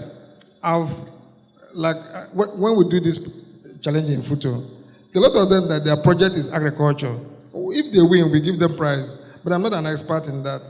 I think that entrepreneurship and startup costs are crossed. You do what is viable in that environment. Now, for me to invest in your agricultural project, I have to know that if I give you 1 million, in the startup industry, we have what is called X. That X is how many times you multiply my money and bring back to me. So typically, people get 10x, 20x, 100x, whatever it is. You have to show me that this makes money, makes sense. So we're not talking about philanthropy here. We're talking about business. Okay? So, let me just say, I don't understand this too well, so maybe we can talk about it later. Okay. But if you have an agricultural startup, I'm happy to listen. Okay, I have someone at the back. Then we'll take the two in front. Okay, two at the back. Okay, go ahead. My name is Ben Wosu. I thank the guest. Sorry, please, your name? Ben Wosu is my name. Please. Okay. Doc, please go ahead. Okay, I thank the guest lecturer, but I have two straight questions. One is, businesses move in the direction of opportunities. And there's a certain concentration in Lagos. Perhaps you know why you are in Lagos. So these opportunities, I like to ask, are they in the Southeast? If not, why not? And then, what is the role of governance in promoting these opportunities? The reason I say this is, if you establish a business and you fear that regime change could destroy an effort of several years, whether you have invested in the real estate or some other sectors, and somebody wakes up one day because he takes up leadership and destroys it, what is the incentive to continue investing? So my essential question is, what is the role of government in creating the opportunities that draw business closer or nurture the growth of entrepreneurship? Thank you. Look, we're in a democracy, and every 4 years we vote for a governor. I don't know how we can control having good governors in the Southeast. But to be fair, as of today, there are 5 states in the Southeast. 3 out of the 5 governors are at least average, or more than average. That's 60%. When Igbos keep complaining about governors, I think that we should look at data, okay? If you have 3 out of 5 governors being above average, and the other 2,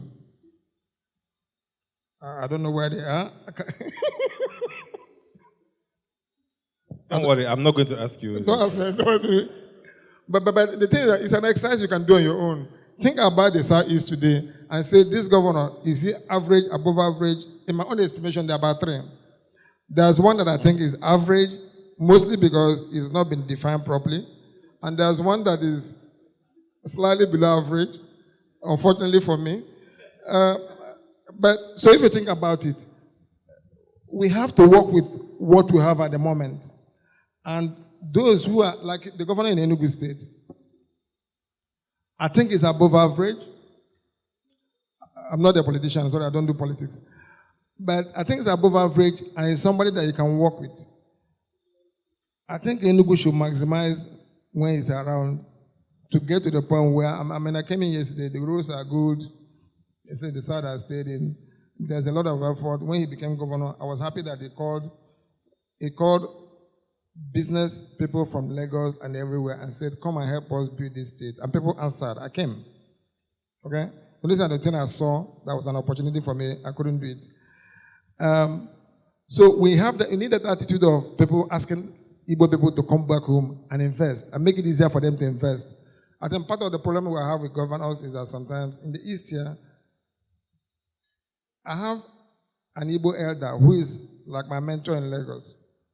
And he has a university in Ogun State. And his biggest frustration was that he came to the East to invest. And he couldn't get land. Because if he wanted to get land, maybe the governor would say, why should I give you this land? I can use it myself. And he goes to Ogun State. And Ogun State says, come, we'll give you land. I'm on the board of a university in Lagos. Okay? The land, this university that has less than 100 or 200 students has acquired in Ogun State. They invited Landmark to develop the place for them. They are looking at the future. And Ogun State will give them land any day to develop. They don't care where you come from. That's how investment happens. If you want to build a startup nation, one of the things we have to solve is a fundamental problem of being investor friendly. We are business people, but we're we're not investment friendly. In the East, the most investment friendly place in Nigeria, sometimes I think the North competes with the Southwest.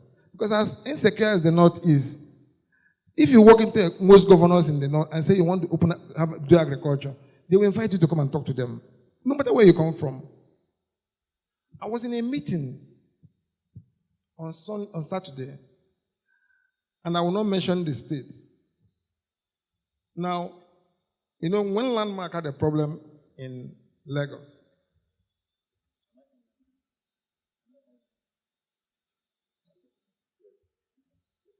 so when this guy had a problem in this thing, so he was looking for, every state invited him to come and invest, and he goes to one state in the Southeast and sends a proposal.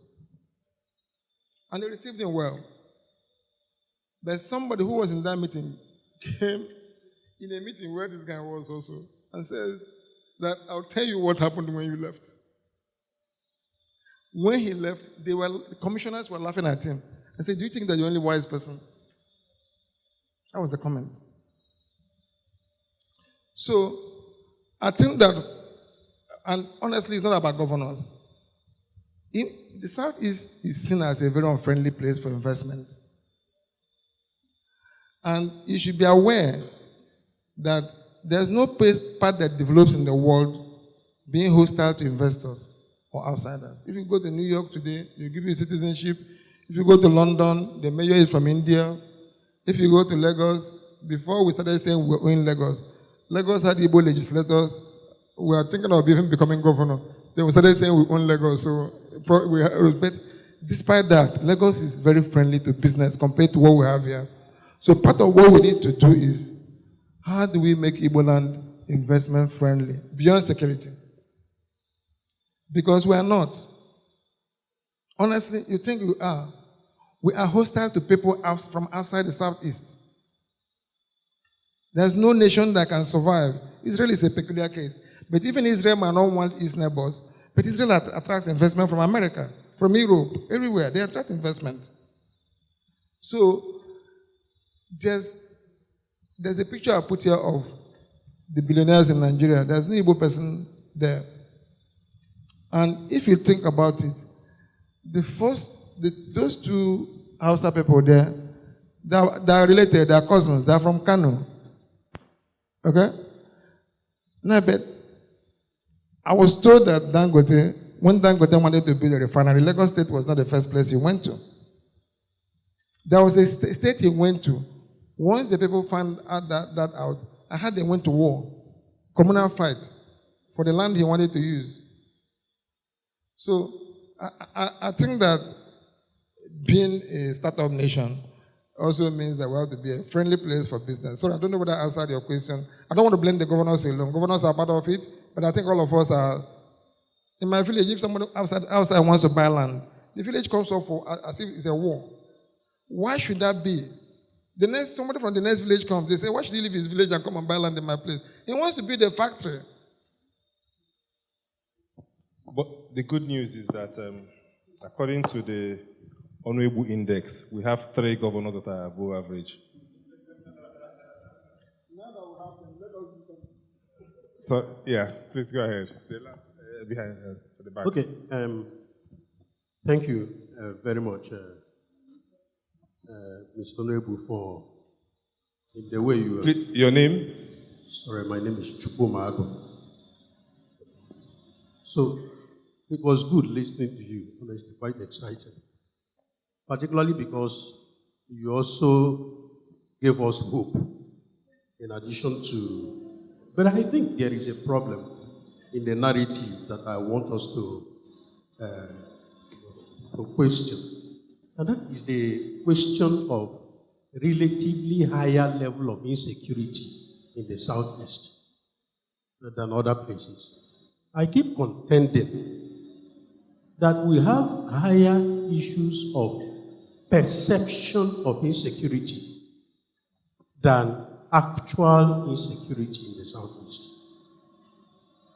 I may be wrong, but it appears the NBS supports my perception. NBS had a survey in 2024, and among the 6 regions of Nigeria, the Southeast had the least incidents of crime of all kinds. Now, I think particularly among the Lagos elites, there is a problem, and we should face that. We should be deliberate to recast the image of the Southeast that we have. Now, the truth is, and I think we can have a private discussion on this, I may not have all the time. We can map the Southeast. We know the areas where there is a high level of insecurity. But some of us live here, and we have lived here for years. And we've never encountered even one of the insecurity issues. Nothing out of the ordinary. Now, I mean, if we can't go to some areas, Enugu is relatively insecure. Abia does not have much of insecurity problems. Now, can those investors who can go to Imo, who cannot go to parts of Anambra, and who cannot go to parts of Ebonyi, can they come to Enugu? Can they go to Abia? Let's begin from there. Now, casting the whole of Igbo land as insecure, instead of understanding that there are episodes, there are areas of security challenge, I think it's not really helping us. Now, that's my first point. The other one is a question. The question is, acknowledging that there is an issue with geopolitics in Nigeria. A part of geopolitics that has led the Southeast to war, unwarranted, undeserved war, that has also led to a storyline that is, keeping the Igbo man backwards. What do you think, in light of this future that we are painting, that we can do? Lastly, is it possible that, when we say the governors own land, the governors have the capacity for land, we also know that sometimes the communities have capacity, some communities have vast expanse of land that they can say. If we are having challenges with governors, is it possible to also begin to think of how you and I, some of us at this particular level of critical position in the development process, can we help our people? If there is anybody that has interest in investing in Igbo land and he has a problem, we can actually pool minds together. And instead of maybe leaving him at the mercy of one deputy director who will frustrate him, think of innovative ways of helping him find a space where he can place his investment. And I think it is very, very possible. Maybe I stop there for now. Yes, just that I don't know if did you make comments or were there specific questions for him to answer? So repeat the question in one sentence. Yes. The one that is a question is the geopolitics issue. Yes, please repeat. In light of Nigeria's unique politics, and in that politics, there is a storyline that is attached to it. I think how can we understand how can we go around that problem in building the future, the tech future, the investment future that we are all hoping that the Southeast can get it? I live in Lagos, right? Sir? That's why he said Lagos elite. So I'm one of the people you are accusing of decrossing that problem, right?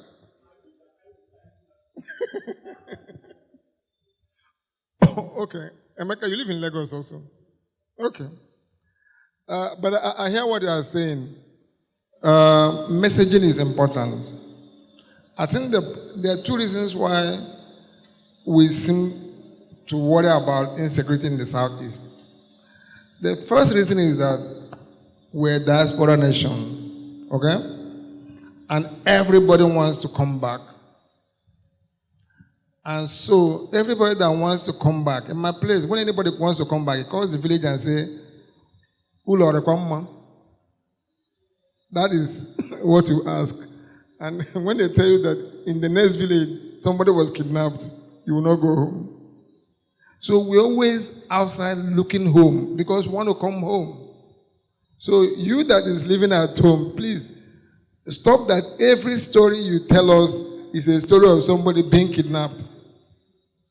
I have a friend, let me tell you something. I have a friend who used to call me every time. He'll call me and drop the phone. This guy worked in federal ministry, He'll drop the phone, and when I call him back, he'll tell me that somebody died. Every time he called me, he was to announce a death. I said, stop calling me. If the only thing you can give me is bad news about somebody dying, give me a break. You can call me by 8 and say somebody died by 7. I say, this is not what I'm supposed to be doing for me. But what I'm saying is that every news today that comes out from the Southeast, so perhaps what you need to work on is at home.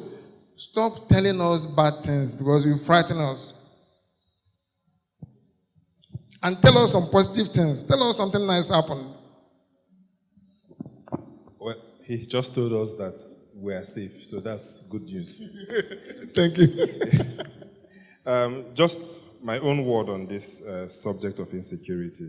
I'm supposed to be a moderator, so usually moderators keep their views to themselves. But I just wanted to say this. First, Ihanye, this is a challenge to us to probably seek out a speaker for Nkata Umu Ibe that can help us, dimension and unpack this conversation around insecurity in the Southeast. As part of preparing for the last economic summit, I insisted that we'll have a session on insecurity. So I got involved in preparatory sessions for it. And I got to understand that when you dimension insecurity, there are actually 6 parts of it: banditry, kidnapping for ransom, terrorism, militancy, armed robbery, and insurgency. And I think that every part of Nigeria has 1 or 2 of this, and yet businesses are thriving in those parts of Nigeria. So if any of these 6 I mentioned is a story for the Southeast, I think that what I hear him say is that it shouldn't stop us from being a thriving economy. So there are 2 questions here, then I'll take one from Mr. I think I agree with you, okay?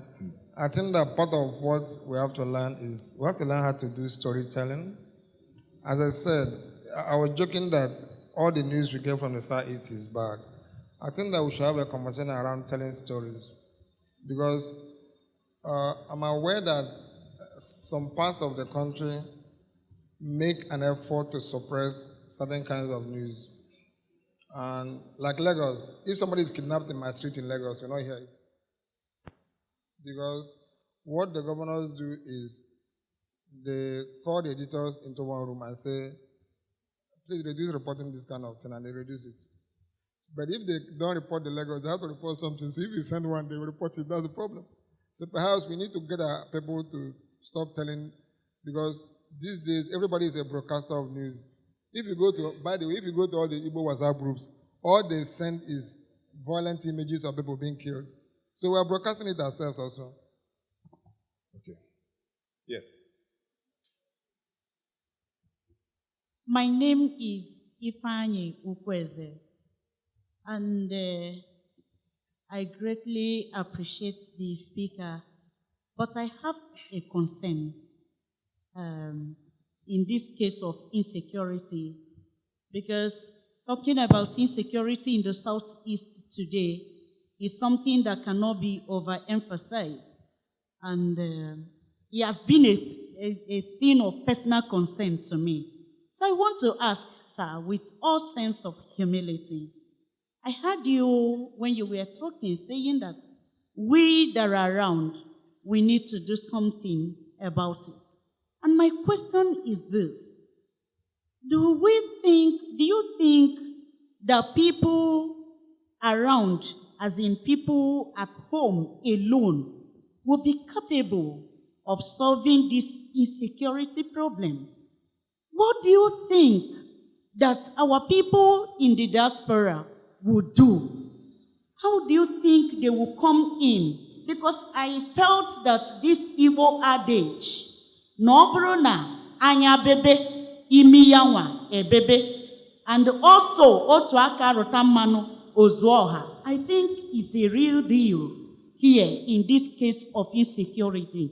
Don't you think that people in diaspora should come in? And if you think so, how do you think that could be done? Thank you. I keep saying that we're a diaspora nation.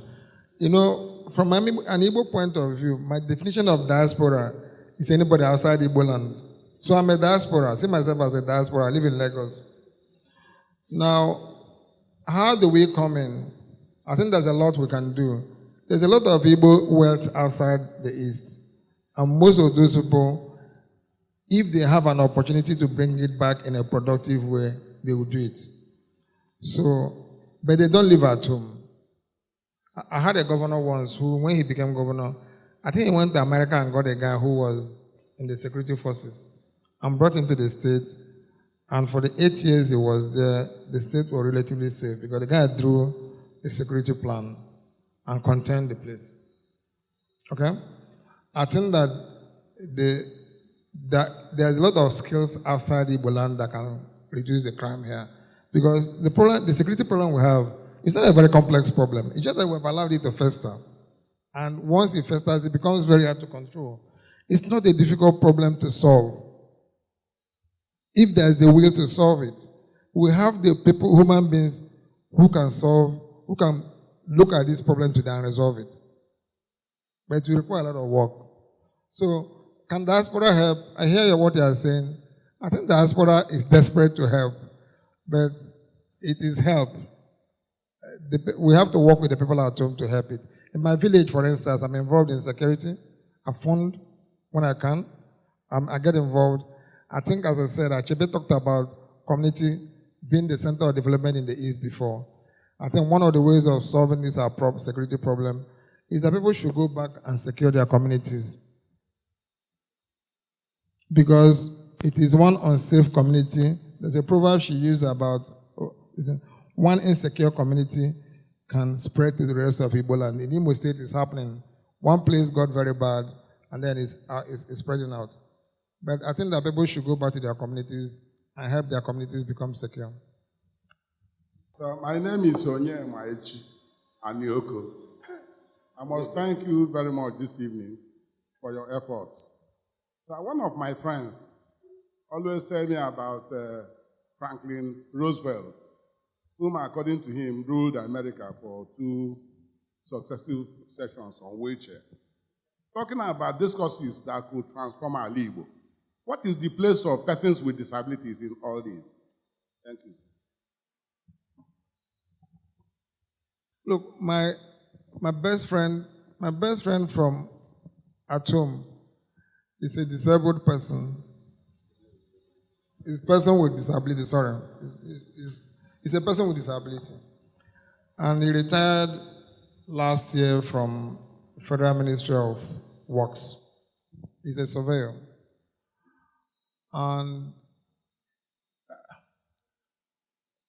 But I never saw him as a person with disability. That's the first thing. That's why we remain friends from childhood. And today he drives his own car. He is a surveyor. He has one hand. I think that anything is possible for a person with disability. So that's my own personal belief. But there are times that those who have that incapability need to be helped. And sometimes, I don't know how, like my office is what I call an equal opportunity employer.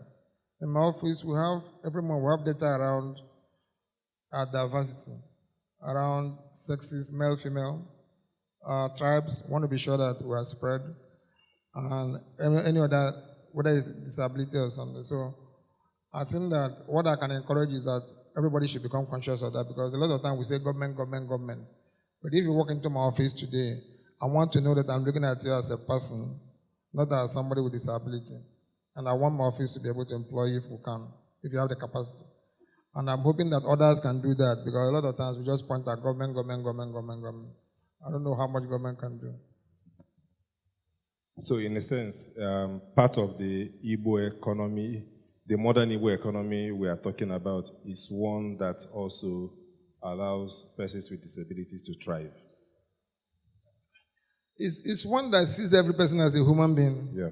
Okay, and then your capacity. But look, you don't want to accept handouts because you have a disability.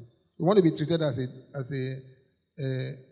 decent human being, as a human being with capacity. And I think that's just all for me. So the last question for the most appropriate.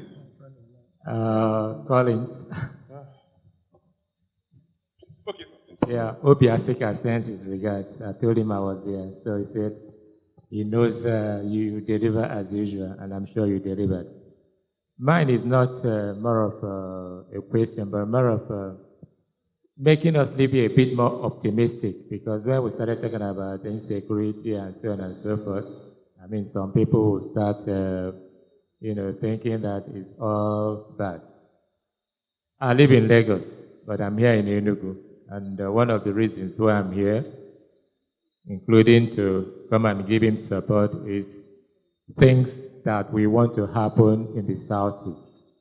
Before I came here, I had a meeting with the Enugu State Governor on something we are trying to do in the area of power, and how well his team has been able to give us the relevant support, which reinforces what he said about some of the governors we have in this state.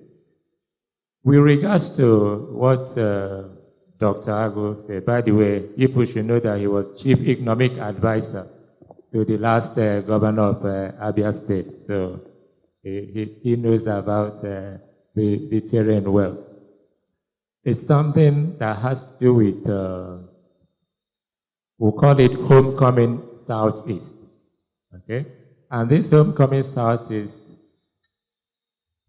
I'm here because sometimes, even though I don't believe in certain things, SEDC has a role to play, and so far they think they want to play that role. And what Homecoming Southeast will do is, instead of only homecoming in December, we will now have structured things that will make sure that people from all over the world should be able to come to the East all year round. Of course, in doing that, we'll address the issue of security and peace life, because if a place is not secure, you wouldn't do it. It will also involve areas of messaging, so that all these people who spread bad news about Southeast when it shouldn't be, we also have people telling different. So Homecoming Southeast will address some of those things. So I think things are coming up which would make Southeast a better place to be. Thank you very much. Thank you very much. And I just want to also commend and thank you, sir. Over the past years, since I've known you, one of the attributes I found in you is the practicality of your ideas. You always come up with practical solutions to intractable problems. And I want to commend you and thank you for your service to Ndị Ìgbò in that regard. Thank you, sir. It was going to be the last, but since it wasn't a question, I will take yours, expecting it to be a question. And then I have a hand at the back, a young person, I believe, and it will be a good way to end with a young person. And after that, we'll round up. Thank you. Okay, thank you. Please introduce yourself. Thank you for the opportunity. My name is Amanze Ibe. I want to follow, so to speak, on the one question you asked him, and I want to see how Mr. Onuegbu can key into that. For instance, you said that Israel is a startup company, a startup nation. Now, there is something that we fail to recognize in Israel. Israel passes every child, I think from the age of 12, they go through military service. Now, we also know that the military has the best research all over the world. There are a lot of things which the military knows, which the professors do not know. So, from that military background, they are giving some very serious training in tech, cybersecurity, military, flying, and all of that. So by the time they leave that service, they are already well grounded in technology. And they go on to start do some of the best tech startups. In fact, I read about 2 weeks ago that a US business is buying a startup in Israel for $37 billion. And these are young men who went through the military research. Now, we don't do that. So I'm thinking, Mr. Onuegbu, is it possible to get our governors and our leaders to legislate a sort of tech vocation that uses like CompTIA A+, for instance, so that every child, to legislate it at the secondary school level, so that every child that gets into SS1 starts to undergo that training. By the time they are 15, SS2 and older, they are actually qualified to be certified globally. And this can help because sometimes people say there are no opportunities in the East. Yes, if you come and train as a tech expert in the East, you find that you will have to employ yourself. If you can't employ yourself, you don't see any businesses that can engage you. In fact, I was telling you the last time we spoke that some we gave opportunities for people to come and get tech training for free. And we were offering 60 people the opportunity. We didn't get up to 10. I realized that the problem was they couldn't get opportunities after the training. So my question is, do you think that something like this would help out? Thank you. I don't know. I don't know. Look, you know, I was one of the slides I had here. I looked at the number of universities in the East versus the West and all that. I don't know whether somebody can go to that slide. And the East didn't do too badly in terms of the number of universities. I think everybody talks about Ogun State having the highest number of private universities. But there are private universities, there are public universities, there are state universities. I think that before we start thinking about creating other institutions, that we need to look at what is happening in the current universities we have. What is happening in even our high schools? What level of education are we delivering? In my community, I suggested to people that we should legislate at the community level that every child must go to a good school till age 11. Okay? That's nursery and primary school. And to test the idea, I started a free nursery school. I've run it for 8 years now. And I want to upgrade it and add a primary school. I want to test the idea that part of the long-term solutions to insecurity is good quality early education. Because what happens in most schools today, like in my state, if you go to the public primary schools, no teaching happens. So a child is born, he doesn't go to nursery school, he doesn't go to a good primary school. And then most communities in my state built community secondary schools. So he ends up and goes to the community secondary school and comes up at 18 years, he has not done any education. And then he goes to university. So when some of them come out, they are not employable. So I think that we have to look at,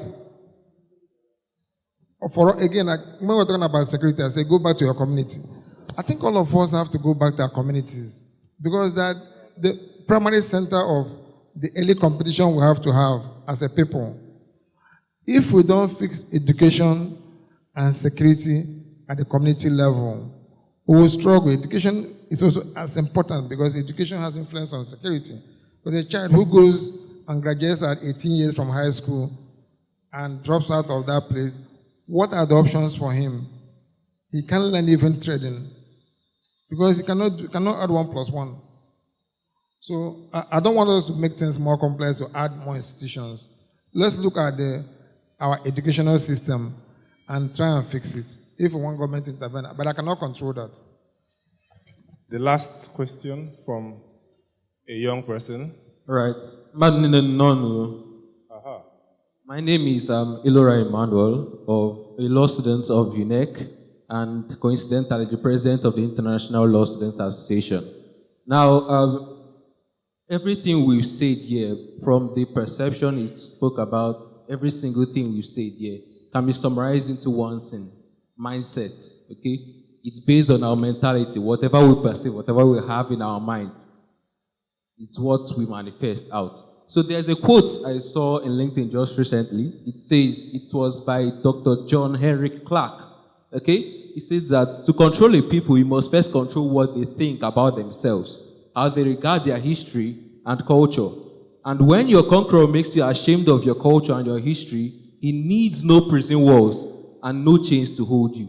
Now, this speaks to the mentality, what we conceive of ourselves, what we think, how we regard others. Everything is from inside there. Okay? Now, if we want to advance any more than every other person, regardless of every of the challenges and whatever situations we are going through, we need to look into our mindsets. We need to look into how we think of things. Now, that's on that. let's come to the technology and security issue together. So recently I saw that President Tinubu has ratified, cryptocurrency as part of security, that's investments, things related to investments.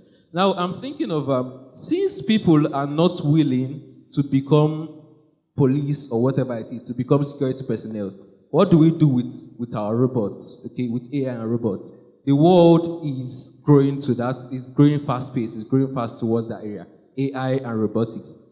Why are we not investing in those things? And why are these not incorporated in universities and tertiary institutions? That's it. Look, I think that the universities are going to adopt AI, actually. And when you think about AI, beyond those who do research with it in the universities, I think that it's going to be commoditized at a level where every device we have will have an AI component of it. So try and, as quickly as possible, get used to those things. WhatsApp has one, Google has, Microsoft, they all have. They're already incorporating it into their systems. Now, I think that for everybody here, my suggestion is get acquainted with those. Use them as much as you can. Most of them are free right now. I mean, they are very expensive ones, but those free ones, use them as quickly as you can. Get used to them. They help improve your intelligence. They help improve your productivity, and they make you see where technology is going. I think that is important. There might be special investments in AI by some schools. As I said, what we're doing in FUTO, I see it as an investment into helping the school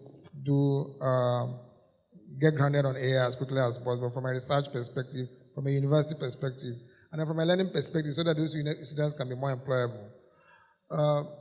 Other schools are probably going to do that. Other people are going to do the programs. But AI will become fundamentally available to everybody at some point. The problem is that just as the internet is available today, very few people use the internet very usefully, because as you know, there's good and bad and ugly things on the internet.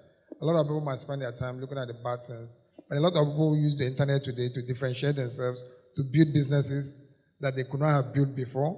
There are people that can stay in a community like anywhere and run an online business on, say, Amazon, for instance, and will have global customers.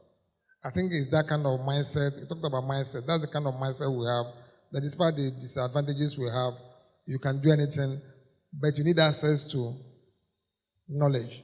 And most of that thing is found on, it's unbelievable what you can find as knowledge on the internet. I'm not sure if this answers your question. But you can take it off. But I can have a conversation with you. Yes, at the end of this, you can have a one-on-one with him on this. I'm here. I'm available here for a while. So if you want to have a conversation, let's have a conversation. All right. Okay, so I'm going to ask you the last question, then I will invite you for your closing comments. The topic says Rethinking Igbo Competitiveness in a Digital Age. There is Ali Igbo, there is Ndị Ìgbò. We've spent quite a lot of time talking about Ali Igbo, right? So I want to close by talking about Ndị Ìgbò. In the startup space where you are very active, we know that as at March 30th this year, there are 4 unicorns. Unicorns are companies valued at $1 billion and above. Out of those 4 unicorns, one InterSwitch, founded by somebody from Edo State, another OPay, founded by a Chinese living in Ikeja, the third Flutterwave, founded by 3 friends who are from the Southwest, and then the 4th is MoneyPoint, which is co-founded by one person from the Southwest and Felix Ike from the Southeast, I believe, from his name. Yes. So the point I'm making is this. There was something that was trending some time ago about Igbos don't invest in their brightest minds. If you stumble upon a WhatsApp group of a burial committee of the Igbo businessmen, you will see money falling like rain, right? And some people are saying, if Igbos have that much capital, right? And there are three factors of growth: capital, labor, and productivity. So capital is one. Like if Igbos have that much capital, why don't they invest in their brightest minds for us to have at least one unicorn that is fully founded by an Igbo man or woman? So my question is this: is it true that we don't invest in our brightest minds and so are unable to create our own unicorn? If so, why? And no, I'm asking you because I know you know about these things. Can you go to the last page of... So who is going to... Can you go to the last page? No, that one, yeah. Before that one, yeah. Go back one page. Yep, this one. I put this off Facebook, and the person that asked this question is a Yoruba person. Okay? That this is Forbes' list of the richest men in Nigeria. 2 of them are from the north. 2 of them are from the west. And you can go online and look for this on Facebook. And there was, as I read some of the thread, and somebody said there, I think it's even an Igbo person, that the problem we have is that Igbos don't build businesses that last. That we build, you know, when I talked about Israelis not being noisy, everywhere you go on Facebook and internet, you see about the story of Igbo billionaires. But when Forbes publishes their list, you don't see any of them there. Why is this so? I think you talked about narrative here, we talked about communication. We need to understand that when somebody comes up to them and answers a billionaire because he's driving a Rolls Royce, or he comes here and is carrying security all over the place, and we lionize them as they're rich people, but they're not wealthy. Okay? A lot of them.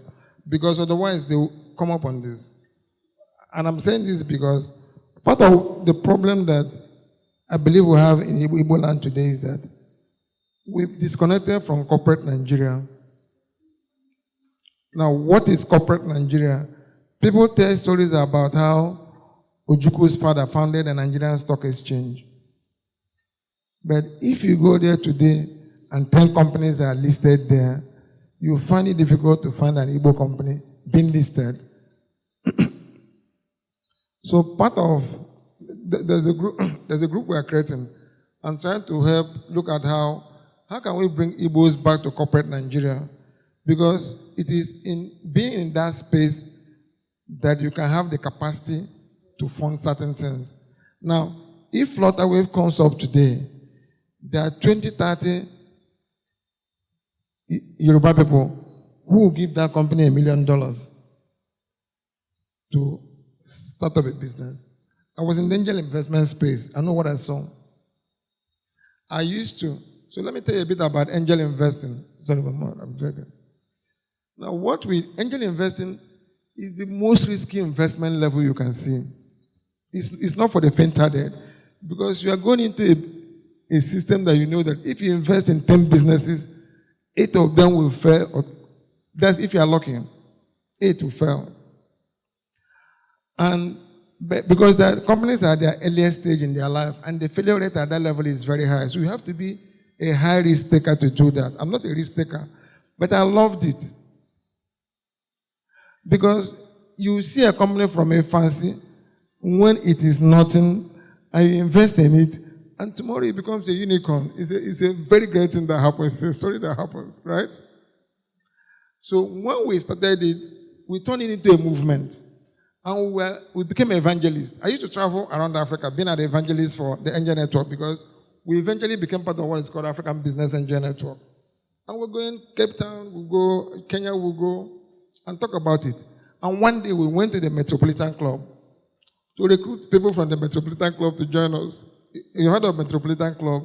It's old money. When you go there, that time, Shonekon will be at the head. You know, all those old 90-year-old rich men in Lagos. I wanted them to be angel investors. When we finished, they asked us, what is the risk level in this? We told them it's very risky. Nobody did anything. Nobody joined us. That is one story. But these are guys who will stay in a lunch meeting and make sure that their company succeeds or fails. Any company listed on the stock exchange.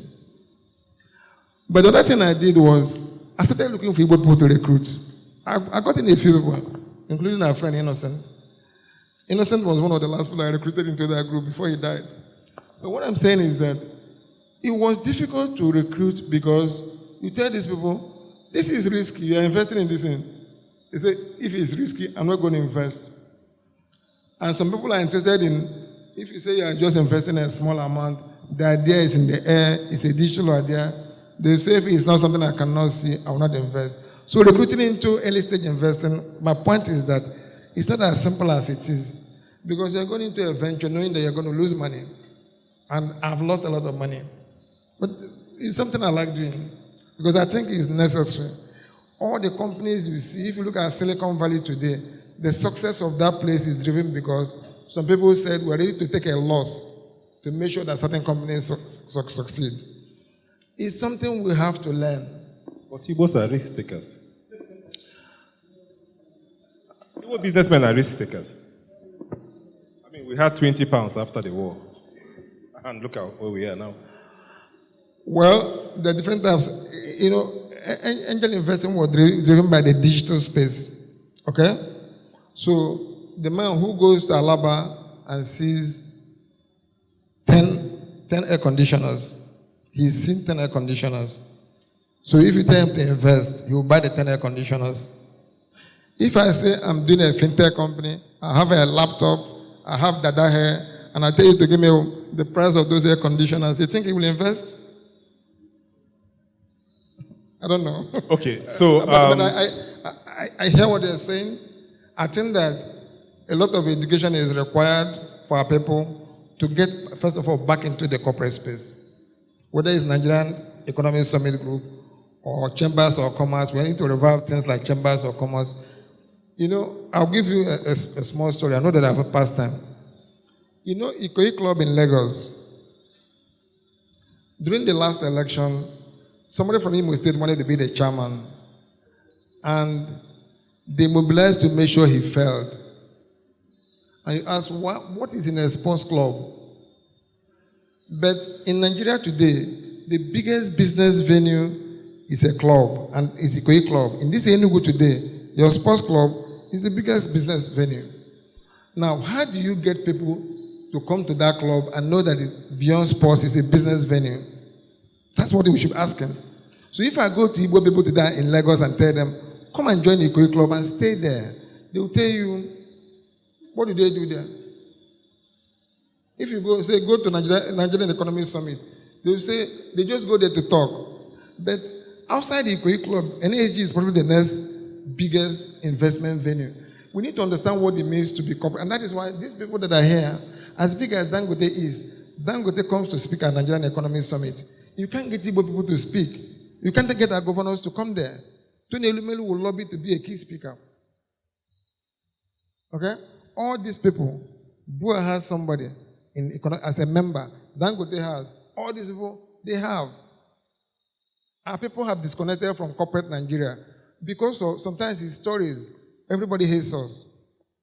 We have to reconnect to corporate Nigeria because that's where people mobilize money to do big things. We have to be part of that. Thank you. Okay. I'm going to allow you to close. Ordinarily, I should let you close with any thoughts that come to mind, but I will insist that in your closing remarks, however you want to phrase it, speak to the person of Innocent Chukwuma for whom we are dedicating this, as it relates to all, I know you've mentioned his name once or twice, as it relates to the topic that you've just discussed.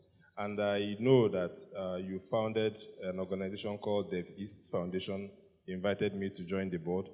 You can also speak to what Dev East has been doing along the lines of what you've just presented. So this is by way of guiding guidance for your closing remarks. And you have just 2 minutes to do that. What they're asking me for will take 20 minutes to talk. How can you ask me to do 2 minutes? Okay, about innocence. Because I'm the moderator. We lost Innocent when he wanted to go into community development. And his idea of community development was development of the Southeast. And I got to know him a bit late in his life. I mean, we knew very far away, but very closely. I got to know him just as he was about to die. And I think it was a great loss because there are certain things we gravitated towards the same goals around what we thought about the East. Our place in corporate Nigeria, our place in investments. He was a professional impact investor. I used to argue with him that impact investor is philanthropy. And me, I'm an angel investor. I focus on making money. We argued about it, but he had a good heart. And I think that despite dying when he died, his influence is everywhere you see him. So I think that's about that. We'll continue remembering him. Some of us are following his footworks. Some of us are still involved in some of the things he's involved in. The second one was in 2015, there was an election, and during the election, there was something an Igbo guy said that we own Lagos or something. The king of Lagos, what's it called again? The Oba of Lagos made one comment that they would drive Igbos into the sea, or into the lagoon or something. It was, as somebody who has stayed in Lagos for a long time, it was very jarring for me. I found it very odd. So after that, I started writing. I used to write a bit online. So I started writing some stuff about how can create a Marshall Plan for Igbos to come home. If you go to Facebook, then I used to write on Facebook, I used to write on LinkedIn, you can see some of them on that. And the idea was that the states in the East should specialize and focus on their specialty so that they can get investment. So I graded the states in the East as Enugu is good in education, Enugu is good has coal, Enugu is good in something. Imo State is good in hospitality, Abia State is good in small-scale industries, Anambra was manufacturing and trading. If you look at it, every state, Ebonyi State is agriculture. If you look at every state, there's a natural tendency in all those states. And I said, if you already have this, why don't you specialize on it? And I decided to form an organization called Deaf East to focus on driving that. We've not made much success anyway. But what we've done in the past 5 years since we created it was we have 3 pillars of investment, of commitment. One is entrepreneurship. So what we're doing in Futo, around entrepreneurship is driven by Deaf East. And we want to build that capacity to drive entrepreneurship by using existing institutions. The second pillar we have is that last year we launched an economic outlook series. And we did the first one in Lagos. Next month we're going to do it in Enugu here on the 4th of May. Please join us. What we're trying to do with that is to create a platform where we can discuss the Nigerian economy and the Eastern economy. The first one we did in Lagos, Mr. Madoka, Cosmos Madoka Koscharis came as our business speaker. We had a guy who was an economic speaker, and then we had, but the East we have in mind is Igbo East, not Southeast, by the way. So the one we're going to do in Enugu, we've gotten a commitment from the guy that runs Landmark. We've gotten commitment from Ike Choke and one other person. So we're going to come here. The idea is that as part of connecting to corporate Nigeria, Igbos have to have business development advocacy. Okay? So, and we have to be comfortable with having Igbo discussions, economic discussions, so that we can connect back to corporate Nigeria. The third pillar we have is that we launched it last month. We've had this project prodded on by 2 Igbo elders. One is Dr. Pascal Dozier, and the second one is the Ubia Furniture. To help us connect back to corporate Nigeria, bring Igbo corporate elite. So last month, They both helped us create a session where we invited top business Igbo elite into a room and addressed them. What are we going to do? We have been disconnected from corporate Nigeria. How do we connect back? People were enthusiastic. Last week, we did another one. And this one, our target is to get about 1,000 Igbo people, not big people, not rich men, not billionaires, people who are in corporate Nigeria, to discuss how do we get back to chambers of commerce, how do we go to places like where economic policies are discussed in Nigeria today. Igbo people are not there. How do we get on the table when they are discussed? This was so when the Louis or the Megojukus were there. Why are we no longer there? So these are the pillars of what this group is advocating. They are tall ambitions, actually, but we're making slow progress. So he's on my board. We have a few other people on the board. And then we just encourage everybody to help us, whatever this we are doing. So if you want to get involved in any of our programs, when we come to Enugu next month on the 4th of May, please come and join us. Thank you. Please, a round of applause for our distinguished speaker. And so with that, we end this segment of the program, and I hand over back to our most able hostess, Angole. Thank you very much. And that has become one of my favorite jocular and also very serious phrases. Please, a round of applause for that very rich, insightful conversation, the Ńkàtá. Something he said, that Dev East has not made much success. I'd like to inform you that the same Dev East that has not made much success, according to our speaker, funded Ńkàtá for 4 months. And as long as the center is concerned, that is resounding success and effectiveness. So thank you so much. As is customary in the center and with Ńkàtá, we make a token, a presentation to our speaker, and we would like to invite Mr. Nana again to make the presentation of a token to the speaker. And just before the photo also, we will invite Chief Ben Etiaba, who was mentioned as being instrumental and still is to the center's progress, to the work we do at the center, and to Ńkàtá. Remember when we mentioned that in the earliest beginnings of Ńkàtá, when we had it at the sports club before bringing it to the center, it was Chief Ben that drove that, and we're immensely grateful to his contribution to the center. So he will give the vote of thanks, and we'll take the photos after the presentation of the token. Thank you. Came here wearing 2 hats. One, to moderate the session, and the one that I've always had, a member of the board. So it is the hat I'm wearing now, right? And I want to invite our speaker to come and receive a souvenir we present that signifies the lecture. We want this to be like the Nobel. So we want to present this to you. And thank you. If you hang this anywhere, you will remember the day you came here to present. On behalf of the Center for Memories, we'll present this to you, and thank you for a very wonderful speech. Thank you. In addition to that, we have some of our merchandise here. You're supposed to be paying for this, but you paid for it in intellectual power, so thank you very much. Thank you.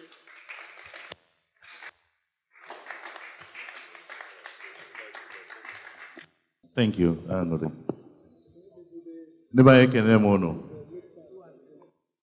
I always look forward to the first Friday of every month, precisely because of Nkata Umu Ibe. Nana spoke earlier and gave a little bit of the history of how the center started and this platform also flowed from it.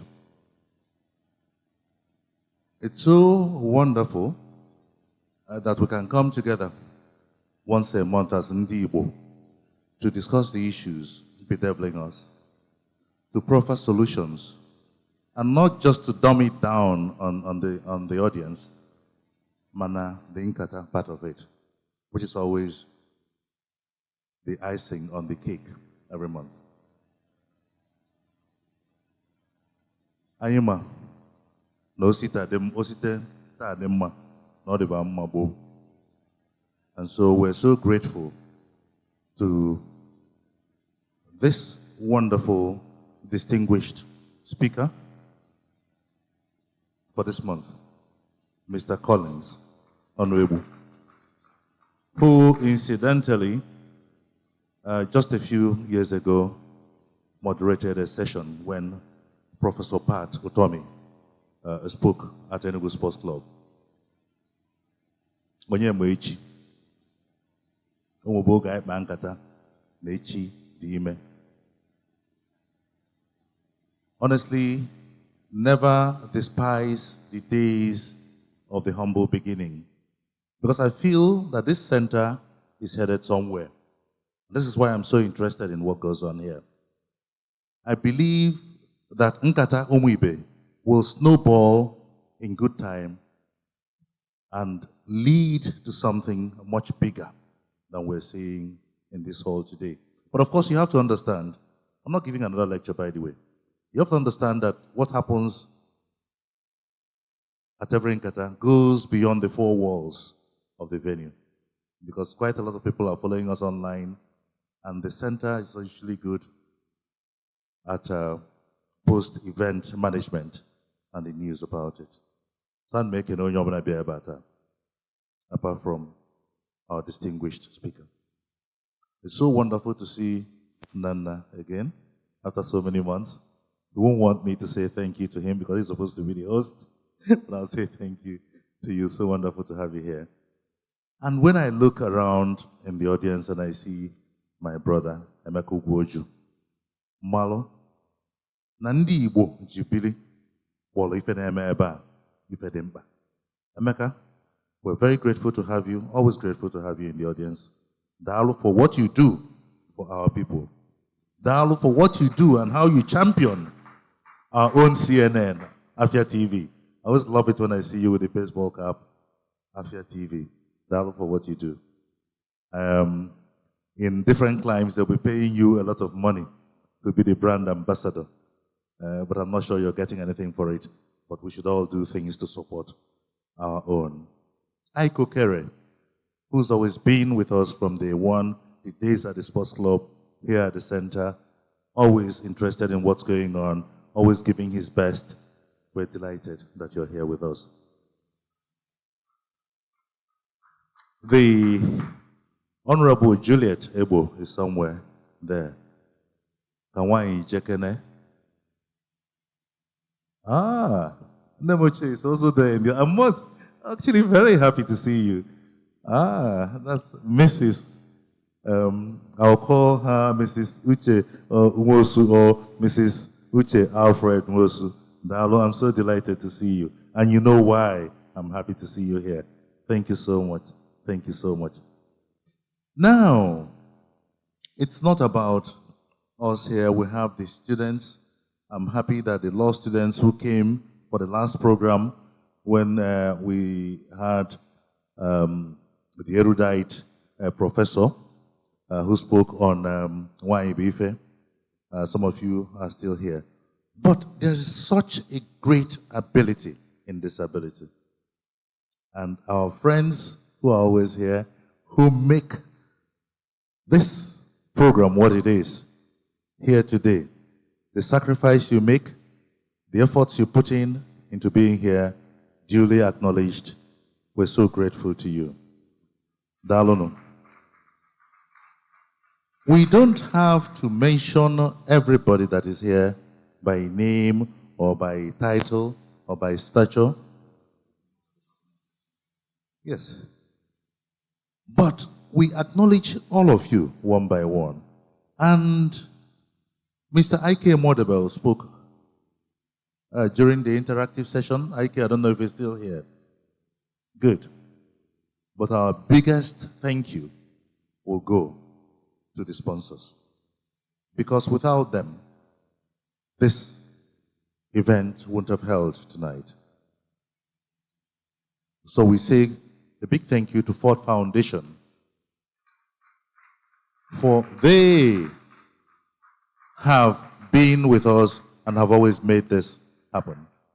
And of course, today we have held a very particular session to immortalize and remember the late Innocent Chukwuma, who was very helpful in securing the Ford Foundation sponsorship. We're very grateful to Ford Foundation. Other partners include Afia TV that I mentioned earlier, include Urban Radio, include the Voice of the East, Nzapi. We have a number of partners here. Biko dalono. Ike agwunono. Ani Igbo ga-adị mma. Maka na osita adị mma no me gịnị. Ndị ba ekene m unu. Let us all now come to the front for the picture session. Dalono.